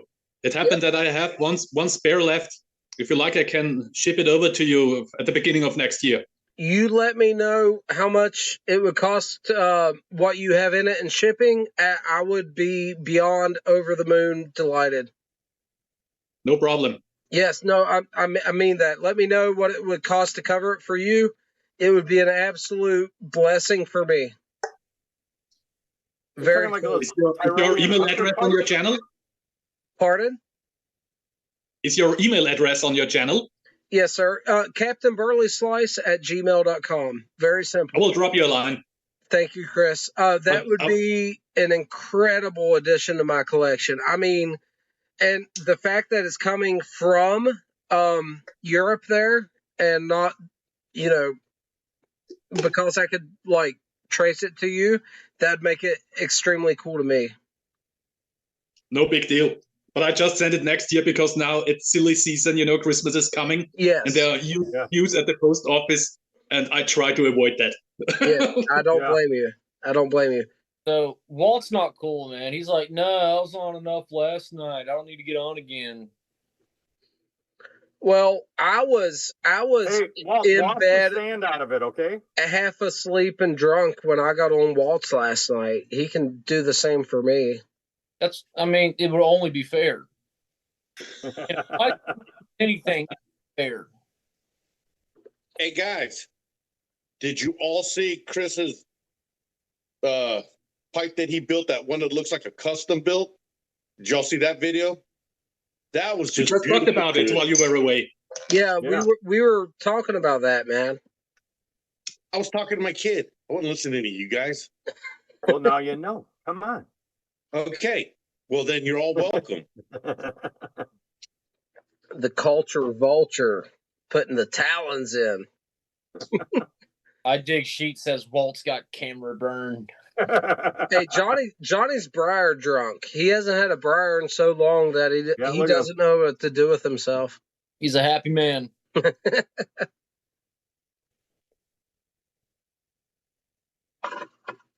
Yeah, talking about interesting pipes. I don't know if you can see this one here. Yep, we can see it. Keep talking. Yeah. This is one of the rustications I'd like to replicate too one day. That's See a the deep swope one. there? Deep, coarse rustication. And this pipe is from 1944. Nice. It's Oh, a it's Ensteel beautiful. Superba made by the Artcraft Briar Pipe Company in New York or New Jersey. And I believe this pipe is made out of pressed briar dust. No. Wow. Wartime pipe. And they ran out of Mediterranean briar. Yep. So someone had the idea to press the briar dust under real high pressure and then carve pipes out of it. And I think this is one of those. Oh, you got a treasure on your hand. And it has a stinger inside that was carved out of bone. Oh, wow. I just replaced it with a standard metal one for actual use, as I want to keep it in pristine condition. That's crazy. I love it. That's like those old Mountain Laurel pipes they used to use back then, too, when they ran out of briar during Yep. wartime and that, too. Exactly, dude. Exactly. Those are beautiful pipes, actually. I have one I got because you just got to have it for the collection. So I tracked one down to have. It's actually You was in smoke good it? shape. I haven't smoked it. No. That sounds like half of my pipes. I haven't smoked. I got a lot of pipes I got to smoke still. And I have another wartime pipe. This is the pipe of the Vietnam War, made for the USPX stores. A Willard. Wow. Oh, Guess you heard of it. bro. Where'd you find that? eBay. Of course. Yeah. So I have a Willard pipe that belonged to my wife's great grandfather, and when he was 16, he snuck into the military and lied about his age to fight in World War II. But this was a much later Willard, not of that time period. Pretty cool though to see all. Maybe that's why he still smoked the Willard pipe even years later. Maybe he had one of those while he was in the military, and he stuck with the brand. I don't know. Yeah, it is Vietnam War era, so 60s. Oh, okay.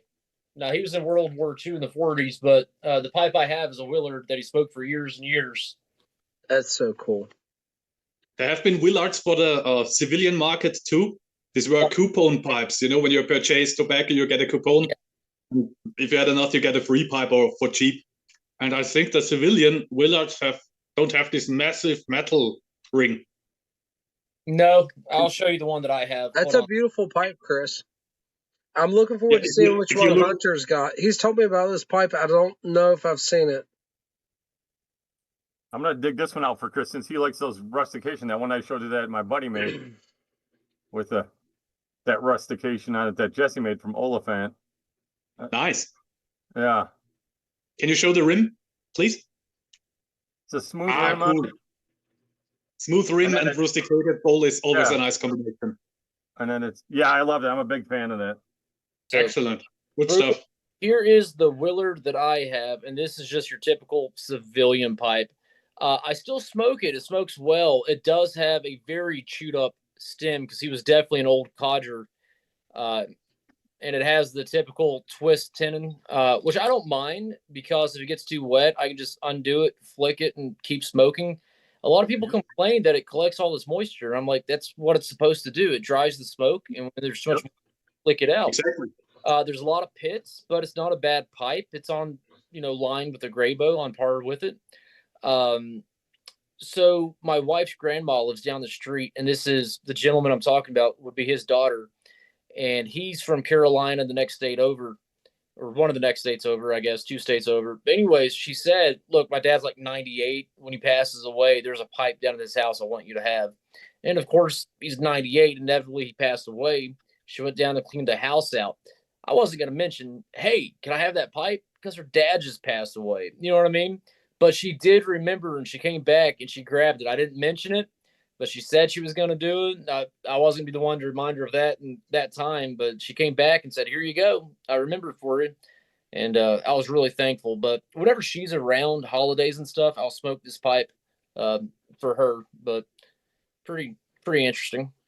And that's exactly the fascination about pipe smoking. Each pipe tells a story, either something personal or something historical or geographical. And he was a codger, but he wasn't brand loyal. I asked her what he smoked in it, and she said he loved to try different pipe tobaccos at the time, which there wasn't a lot, but he was always switching from the classics, Prince Albert, Carter Hall, Edgeworth, whatever he could get. The blend that I smoked in this most often that really shined in this is Aaron Mortar Flake, believe it or not, which is not an OTC at all, really, but Aaron Mortar Flake, this pipe, out of all the pipes I tried it in, just absolutely shines. So that's not all I smoke in this. But when I crack open another tin of Aaron Mortar Flake that I have, this is the pipe that I like to smoke it in. What is the stem made of? What material is it? Plastic. It's not vulcanite for sure. It hasn't oxidized, and it's definitely not acrylic. So just I guess plastic. But I kind of like it though. It I can't stand oxidized stems. I try to stay away from vulcanite. I'm not good at maintenance and repair work, and my saliva seems to just really oxidize everything like immediately. So it's either acrylic for me or preferably just plastic. I'm not too big on the stems, but I will say I've had some artisan pipes where the stems were just like incredible craftsman work. You really tell a difference. So I guess I understand stems and, the stem material, but I just can't deal with oxidation. So give me a well-cut acrylic stem and I'm a happy camper. Yeah. I tried to put I think it's nylon, by the way. Nylon. It probably is nylon. I tried putting the rubber bit on the end, but it smokes differently with the rubber bit on. I've never been able to smoke those, but I'm not really much of a clincher. So the little bit of damage here doesn't bother me. And you know what I mean? It tells me something about this man that just that he was a clincher and a chewer, it tells a story. He put all those marks on there, so we keep it. It's great. extremely absolutely cool. Great stuff. Hey Johnny, I'm about to cut this live off here shortly. I need an update on the blend, how it's smoking, and your thoughts on it. My thoughts on it, dude. I'm trying to listen to you guys, but I'm just trying to concentrate. Dude, it's not even fading. I didn't pack it all the way, but it's still got the citrus notes there, which I thought would have faded out by then. Right. Like I have Capstan Gold from 2013, almost no citrus in it at all. Right. Almost none. And I thought this would have gone, but it's not. And that the sweetness is just amplified. And it's just, I'm trying to listen to you guys, especially with having Chris on, freaking Chris is just an amazing wealth of knowledge, and I'm trying to listen. And then Willards, as you all know, I've had a couple Willards from Vietnam era. Nice. And so I was trying to listen, and I'm like, let me get back to here. But seriously, Dakota, when I send that package out on Wednesday with your best brown flake and the bosun flake. I'll throw a little bit of this in with it. Hey, So you guys, you and your brother man, can give you her a don't shot. have I to. personally If would you- make my brother freaking duel to the death, winner take all for it, but hey, you guys Yeah. seem to like each other. It's not necessary, but man, what a blessing. Thank you so much. Tobacco like this has to be shared, man. Man, You know? I feel it. Look, we appreciate it, and just enough for one bowl each would make a great podcast episode for the It weekend. really would. It really would, Johnny. All right, Oh. guys, I gotta go. My kids keep calling. You're good. You're good, bro. Hey, thanks for stopping by, guys. man. Appreciate We'll see you, Johnny. having you on here. Nice. Hey, Chris, and Johnny, if you still hear me, guys, we appreciate you stopping by, man. We're going to do this next Saturday as well after the podcast. Everybody in the chat, my goodness, what a live. Thanks everyone for stopping by. Yeah, you still got 14 people in the chat even. Yeah, it's been fantastic. Chris from Austria, brother, I hope you have a good day. Honored in to the join in. future. Yes, it's good seeing you. Nice meeting you. Thank you so much. Thank you so much for stopping by. If you want to, because you're living in the future, like give me those lottery ticket numbers so that you know what I mean. We'll buy you a pipe. Any pipe you want. Just give us those numbers. I'll do my best, but I haven't figured them out yet. Guys, we're going to do this same format next Saturday. There's Johnny back, the culture vulture, and then he's gone again. Next Saturday after the podcast, 9:15 to 9:30 Eastern, we'll do the same thing with the pinned comment in the chat if I can pull it off again. I'd love to see everybody back. I appreciate everyone for stopping by. It's been a great night. I've been smoking tobacco straight for well over 5 hours now. Yep. And it's time for bed. But I appreciate each and every one of you. Chris, the Wisconsin Chris, he's been in here for the long haul. Let's do this again, man. I want to see more of that pipe collection.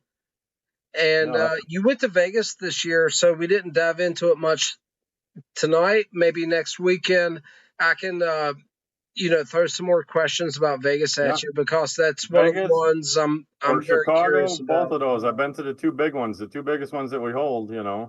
Right. If you're available next weekend, I'd love to get you back in here, and I'd love to rack your mind more about them. Yeah, man. Sounds good. All right, brother. I appreciate you stopping by. Everybody in the chat, thanks for stopping by and being part of this. This was the most successful live I've ever had on my channel. It's a lot to keep up with the everything going on in the chat, in the video. If I missed anything, forgive me, but you're appreciated. You're part of the discussion, and I hope to hear from all of you again very soon. Take care, guys. All right, guys. Take care. God bless. We'll talk to you again soon.